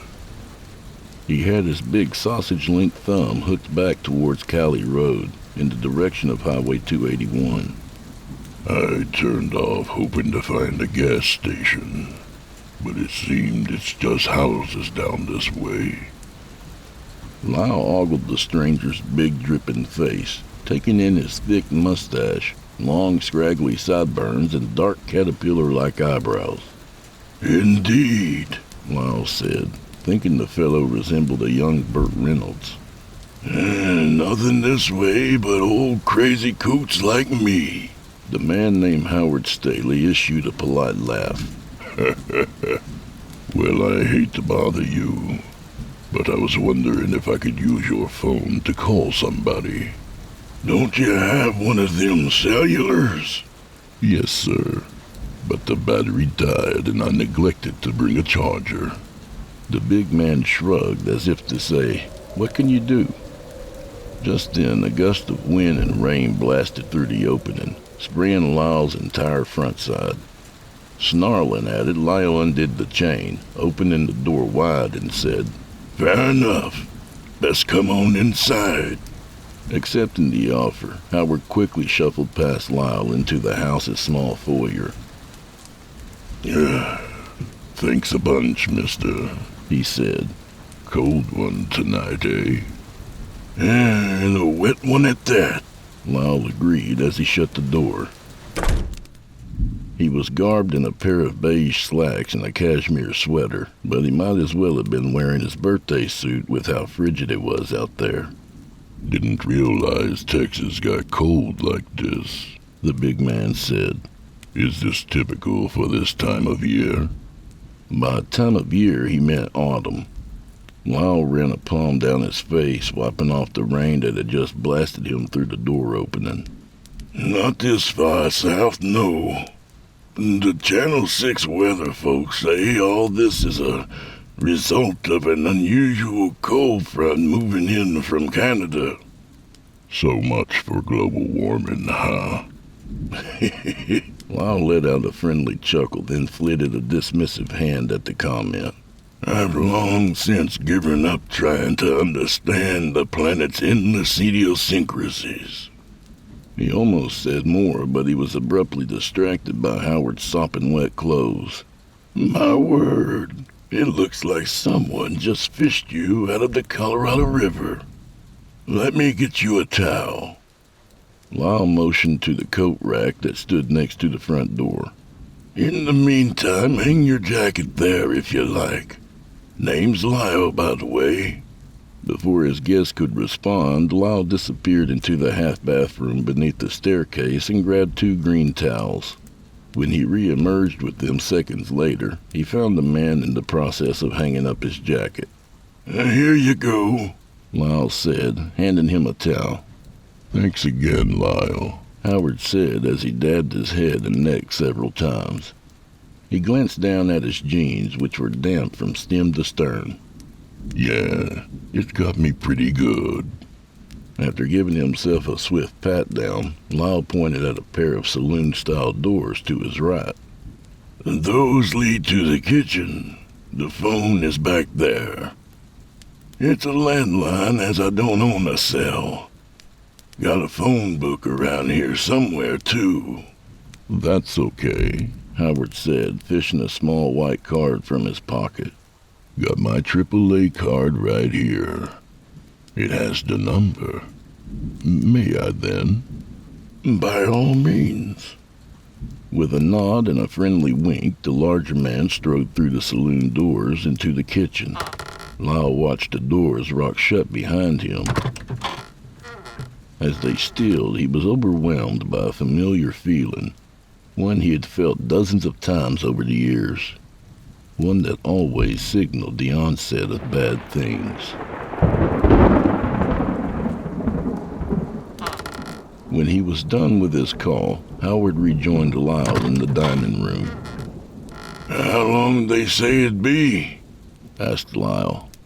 The big man flashed an irritated sneer and slipped the AAA card back into his pocket. "At least 3 hours. Seems they've got their hands full tonight. Big surprise." Hopefully they weren't serious about the wait. But if so, I'll manage. Always have a few books with me in the car. Smart man. Books are a lifeline to our imaginations. Howard smirked and headed toward the coat rack. Sounds like one of those the more you know spiels. Very well might be, Lyle conceded. He watched Howard approach the coat rack and reach for his jacket. As he did, he all of a sudden found himself frowning and wanted inexplicably to keep the man there a little while longer. Wait a second, Howard. You don't have to go just yet. The big man looked back at him and raised an inquisitive eyebrow. Just listen to that rain, Lyle went on. Goodness, it's really coming down again. It wouldn't be right for me to send you packing like this. That's awfully kind, Howard said. But using your phone was a big help. More than that seems like an imposition. Don't be ridiculous. You'd only be sitting in your car all alone. Why not stay for a while, get dry and warm before you head back into that typhoon? Howard set his eyes on the front door. On the other side of it, wind screeched like a dying animal, and rain chattered relentlessly. Does sound pretty nasty, he acknowledged. It does, Lyle said. Now come on over to the table and take a load off. You sure? Howard peered down at his wet jeans. No, Lyle thought nervously. Not even remotely. Yes, he lied, gesturing at the oak dining table. Just lay the towel over the chair. It'll be fine. After a moment of contemplation, Howard put his hands up, as if in surrender, and joined Lyle at the table. I really appreciate this. Nonsense. Just relax and try to get dry. Lyle glanced at the kitchen then and thought of something. You hungry at all? I cooked way too much pasta for myself tonight. There's plenty left. Howard contemplated the notion. Well, he said. No, I couldn't. Lyle snapped his fingers and struggled up out of his seat. You're hungry, I can tell. Just let me get in there and fiddle around with the microwave and you'll be all set. His large guest looked as if he wanted to protest. Instead, he just grinned. Keep it up and you might just kill me with kindness. Lyle laughed uneasily at that and disappeared through the saloon doors.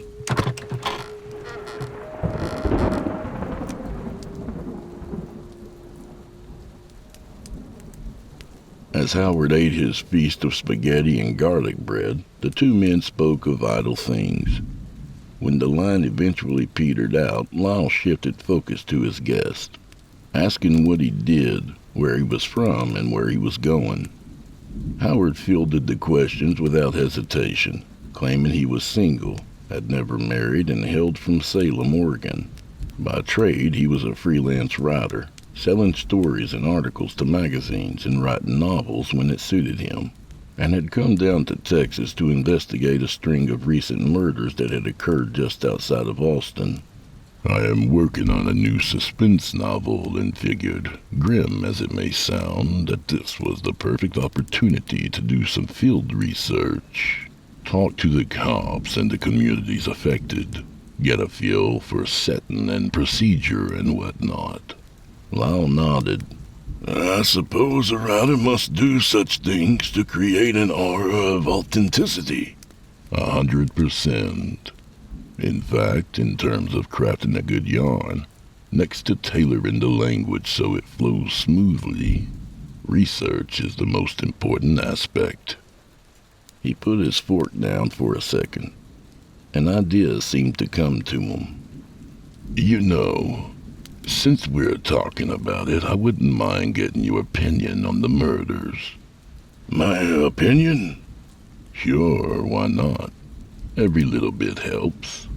Sorta the common man's take on the whole sordid affair, eh? Bingo. Lyle shrugged. Haven't really heard much. He cut a glance toward his sparsely furnished, antique-laden den. As you can see, I don't own a television.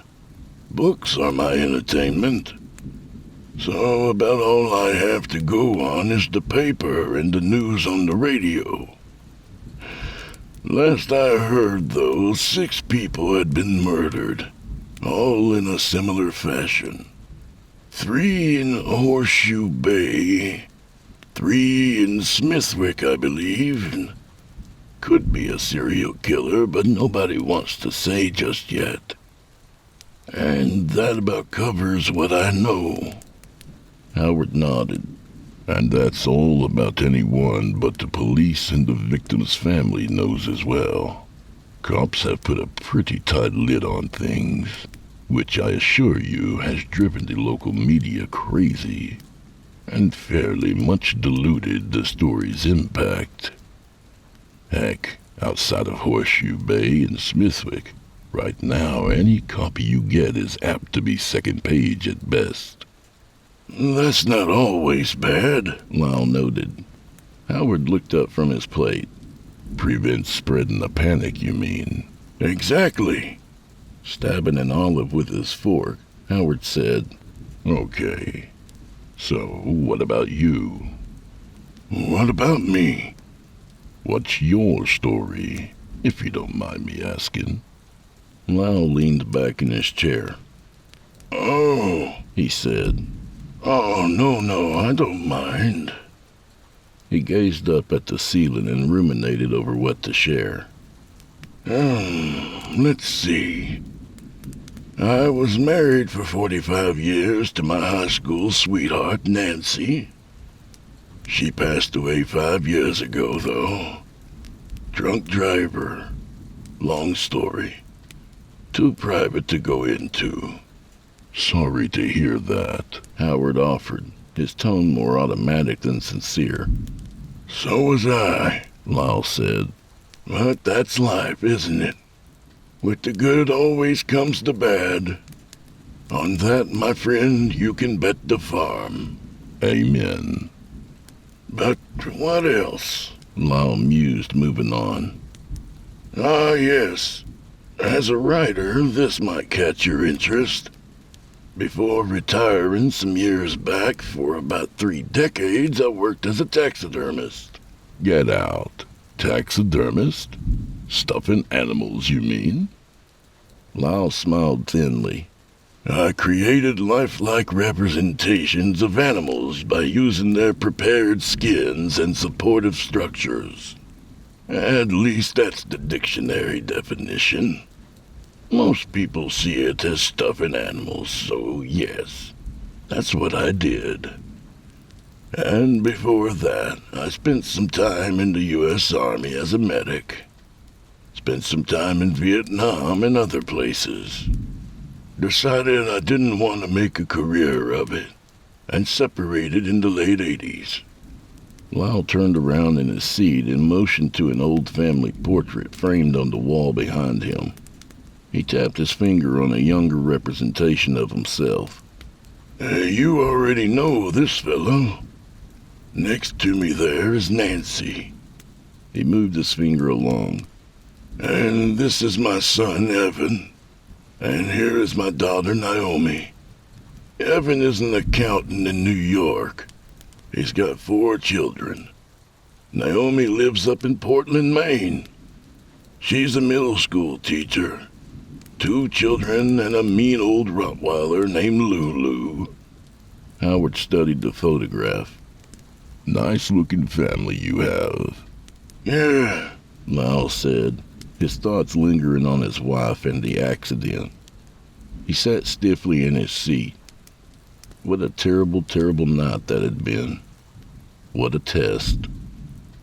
Careful not to let the memory swallow him up, he quickly pushed it aside and steered the conversation back to the subject of taxidermy, going into fine detail about the principles and techniques involved, even disclosing the fact that sometimes he used the animal's actual skeleton as internal support.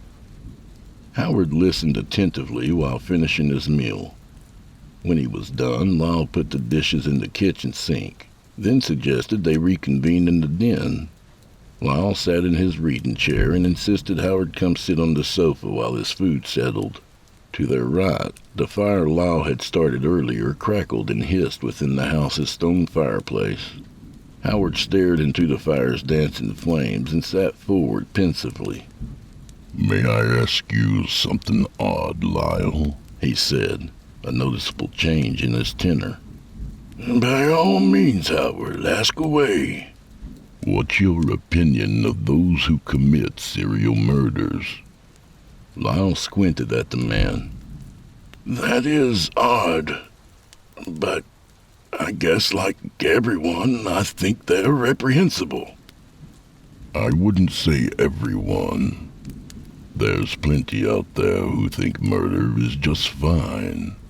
Lyle's eyebrows knitted into a sharp V. "Really? Like who?" "Soldiers in war, which you obviously know something about. Someone defending their home. Religious extremists." Lyle peered at his guest. The man's gaze remained transfixed on the fire. "I thought we were talking about serial killers, Howard. Where they're concerned, I can't think of anyone, besides the mentally infirm, who think killing of that sort is good." "Point taken. How about other types of killing, then? Do you think there are any justifiable types of murder?" "Sure," he said, "but the examples are few and far between. In war and for the protection of one's family, as you said, and in a few other extremely rare cases." Howard's eyes glittered at this. "Care to elaborate?" Lyle, in fact, did not care to elaborate. Instead, he strategically turned the tables back on his guest. "You know what?" he said. "I'm kind of interested to know what you, a novel writer who has to conjure up evildoers for your star detective to track down, think of true-life serial killers." "Me?" Howard said. "Oh, I have a whole other perspective on the matter, as a writer." "Oh?" "To be perfectly frank, I find the serial killer more beguiling than reprehensible. There's just something, I don't know, remarkable about a person who comes to a point in their life where they honestly believe their purpose is to end the lives of others." "I suppose nobody wants to read or write a dull book with dull characters." "No, they do not." Lyle fixated his attention on the big white candle on the coffee table in front of him. "What about personally, then, as opposed to a writer?" Howard rubbed his long jaw. "It's hard for me to separate how I feel as a writer and how I feel as a person." At that, an old familiar panic began to vacillate in Lyle's gut. Come again?" "What I mean is, I find him utterly fascinating." "Fascinating?" Lyle said. He knew it was a useless question, but he asked it anyway. "You're not serious, are you?" "Quite serious. Mind you, I didn't used to think that way. At one time, I agreed wholeheartedly with your view." "But not anymore." "Not for some time now, no," the big man replied, rising from the sofa. He walked over to the fireplace and squatted down in front of the flames. A while ago, I developed this awful character that liked to befriend mentally handicapped kids, gain their trust, and then take them into the woods, slit their throats, and leave them to bleed out. Only, I found the development of this character troublesome. I didn't know the first thing about what it takes to kill, nor how to go about luring an innocent retard out into the woods. Sure, I could speculate all I wanted, but I really couldn't know what it was like. Not without proper research. Lyle began fidgeting with his bony liver-spotted hands. The queer feeling in his guts worsened. What sort of research? Boning up unpublished interviews with past killers. Going to prisons, visiting with inmates, that kind of crap. In its own right, it was all very informative, and I guess at that point I had enough data compiled to create a believable bad guy. But in the back of my mind, it still didn't ring true. So, I expanded my purview. Lyle's heart flip-flopped in his chest. It was coming soon. He could feel it, as he always could. More reading and interviewing, you mean? He said. Howard rose from his squatting posture. No more reading and interviewing. I moved past all that. A spark ignited in Lyle's memory then, and he recalled something in the news some years back about several handicapped teenagers being found murdered in the Klamath National Forest in Northern California, close to Oregon. Howard turned around. His eyes were glossy orbs floating in their sockets now. I educated myself, changed my outlook on life and death. I drove down the coast, took a ride. When I returned home, I was finally ready to develop my character. Ironically, I didn't end up going with my original idea. Dreamt up an all-new fellow and went with him instead. Seems wasteful, Lyle said, though he didn't know why. But then he realized it was just something he had thrown out there while he tried to determine what he was meant to do here. Not really. I had my reasons. Plus, I've been thinking that first character might work well in my latest novel. Timing seems right. Howard turned, ambled over to the coat rack, and removed some sort of object from his coat. I've also been thinking, he resumed, burying whatever he had retrieved in his right front pocket. After this trip, I'll have some great material for a future novel. I've already formulated a synopsis for it in my head. Care to hear? Lyle barely registered the question. He was too busy puzzling over the small bottle-shaped bulge in Howard's pocket. In recent days, the big man went on, I've managed to secure some very intimate details of these murders in Smithwick and Horseshoe Bay.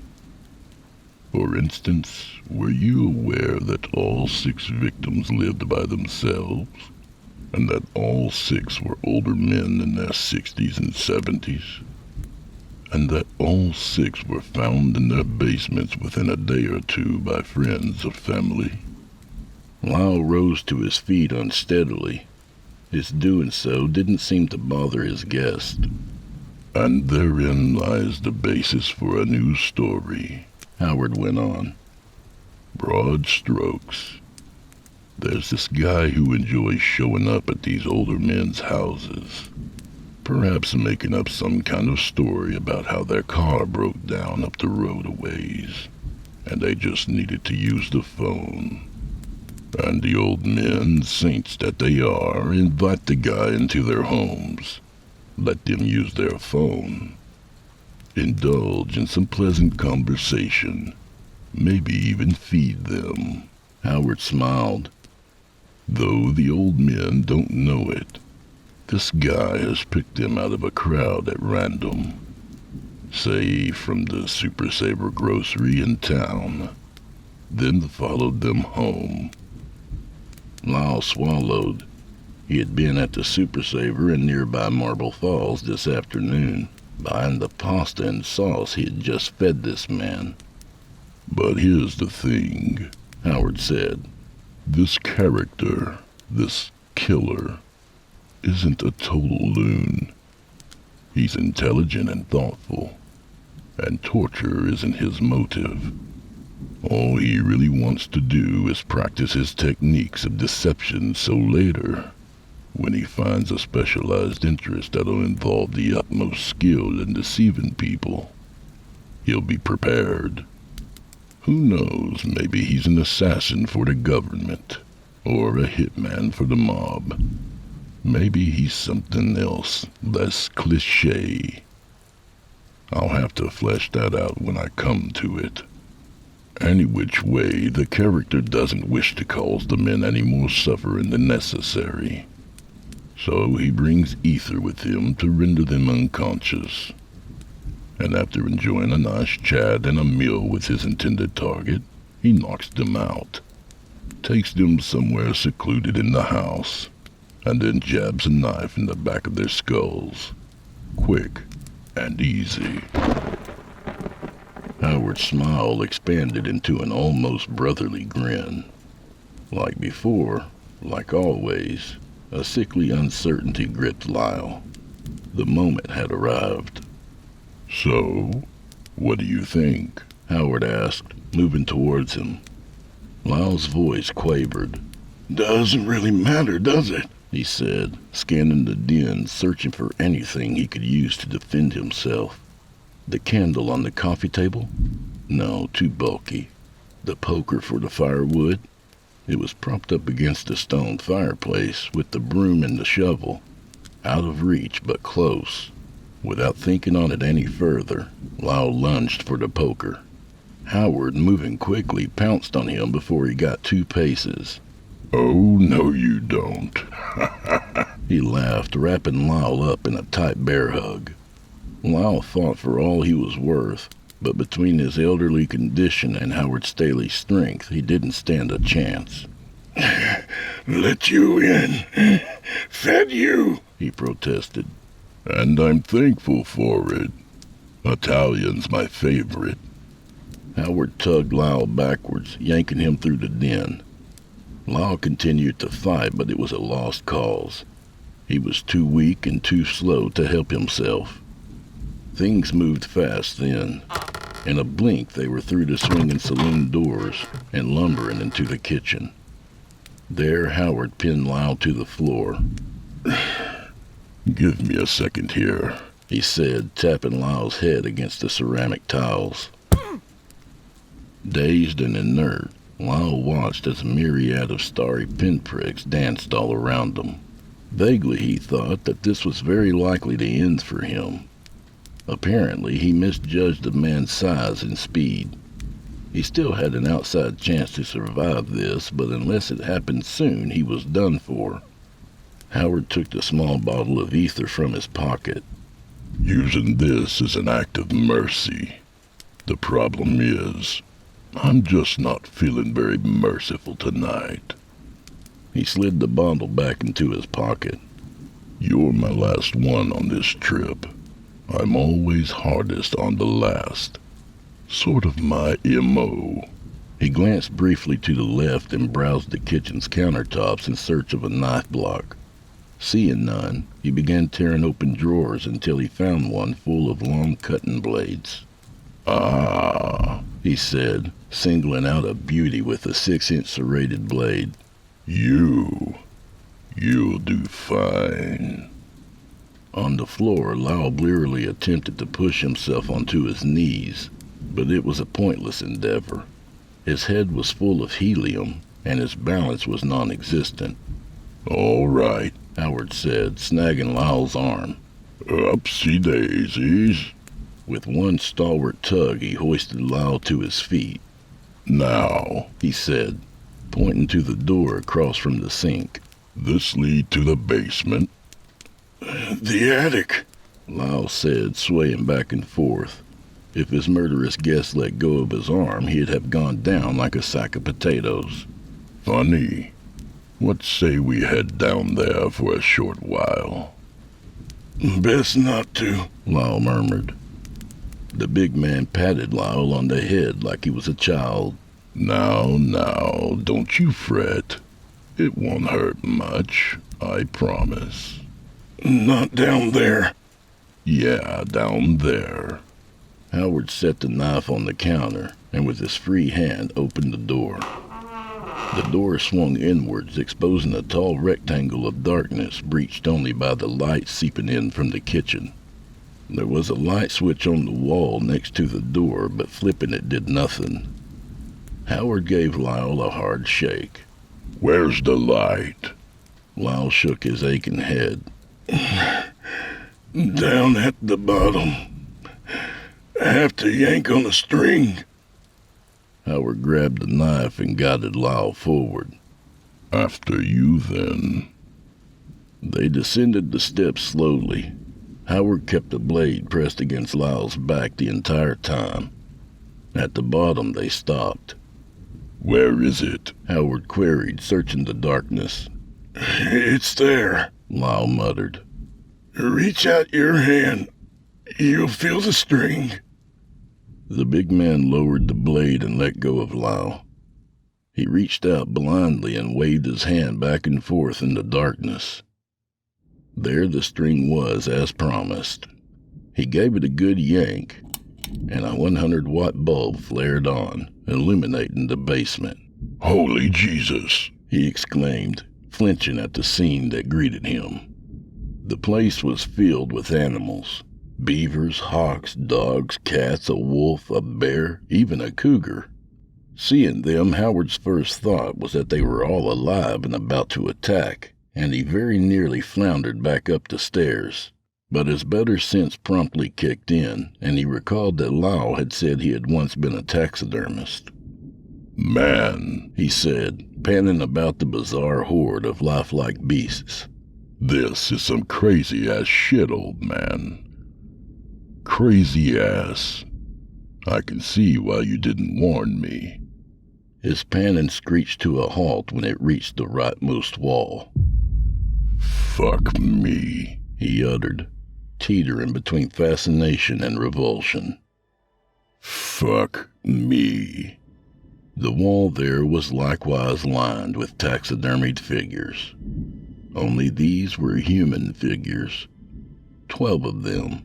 All male of adult age, and all naked with shriveled genitals and horrified expressions etched on their waxen faces. Each was fastened to a separate sheet of plywood by runs of rope and strategically placed nails, and each had cardboard signs pinned to their desiccated chests. One sign said child abuser, another said rapist, 2 others said murderer. Yet another said drunk driver. What in the blue fuck? Howard said, swinging his head towards Lyle. But Lyle was no longer beside them, nor was he splayed out on the floor. Where? The big man started to say when something cold and buzzing landed on his neck, biting him with electric teeth. He sputtered involuntarily, his whole body going rigid. As it did, all thought left his head. 3 eternal seconds later, the buzzing ceased, and he found himself collapsing to the floor. The concrete slab received him with a jolting embrace, and he began to spasm violently. When the spasming finally receded, Howard attempted to move, but his body remained incapacitated. Only his eyes were responsive. With them, he peered to his left and saw a figure looming a few feet away. Lyle, holding a small silver device that resembled an electric razor. Gets you good, doesn't it? Lyle said, admiring the device. A taser. He waved the taser in front of Howard's face to show him, then turned and shambled back toward an area behind the stairs. Disoriented, Howard watched as the old man approached a small wooden table. Atop the table sat a metal tray, which harbored an assortment of shiny tools. It was hard to say what the tools were from his vantage, but Howard had the sense that they were medical instruments, like a surgeon or a mortician might use, or maybe a taxidermist.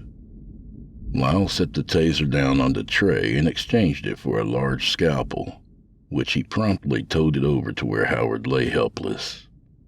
When you work in the crafts profession for 30-plus years like I did, he said, going down on his hands and knees beside Howard,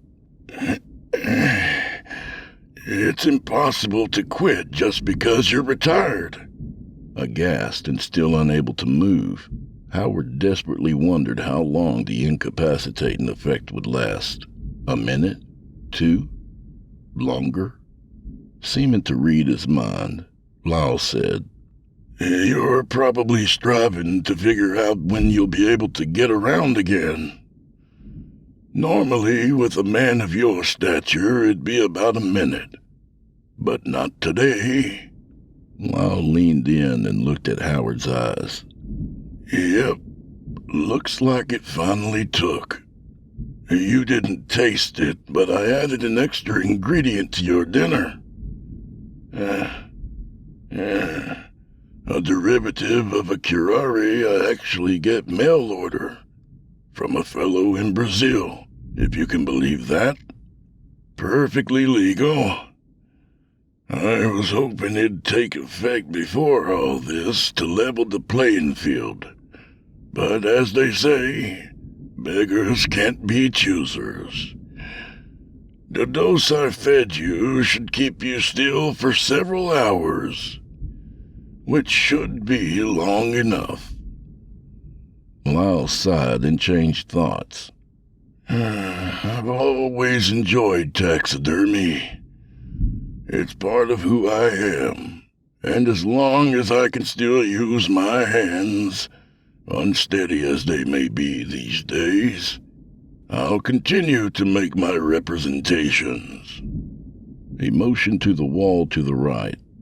My pride and joy, an ongoing project of mine, a tribute, if you will, to the universe, to my God, or whatever you want to call it. Lyle lifted the scalpel into the air. They were all bad, bad people, sent to me again and again. And if you're wondering, no, the one that says drunk driver is not the same one who took my wife. That fellow just ended up at my front door one night. Like you. Like all of them. Like others probably will. Lyle glanced at something above Howard's head and smirked. How about that? You fell in just the perfect spot. Right above your head is the drainage duct I hired a friend to install after Nancy died. Well, good. I doubt I could have moved you on my own if you fell somewhere else. Howard struggled fruitlessly to scream. All that came out were gurgles. Lyle put his finger to the big man's lips. There now. His face softened. His tone became gentle. Well, I can't promise it won't hurt. My old hands aren't as reliable as they used to be. Rest assured, I'll try my best to be as efficient as possible. Lyle lowered the scalpel and cut away his guest's white t-shirt. Ready now, Howard? Here we go. His voice was steady, tender, unlike his hands. He set the scalpel blade against the crown of Howard's head. He figured he'd start with the hard work, like peeling the head off the skull, which was very difficult, and finish with the easy stuff. After a steadying breath, he began cutting.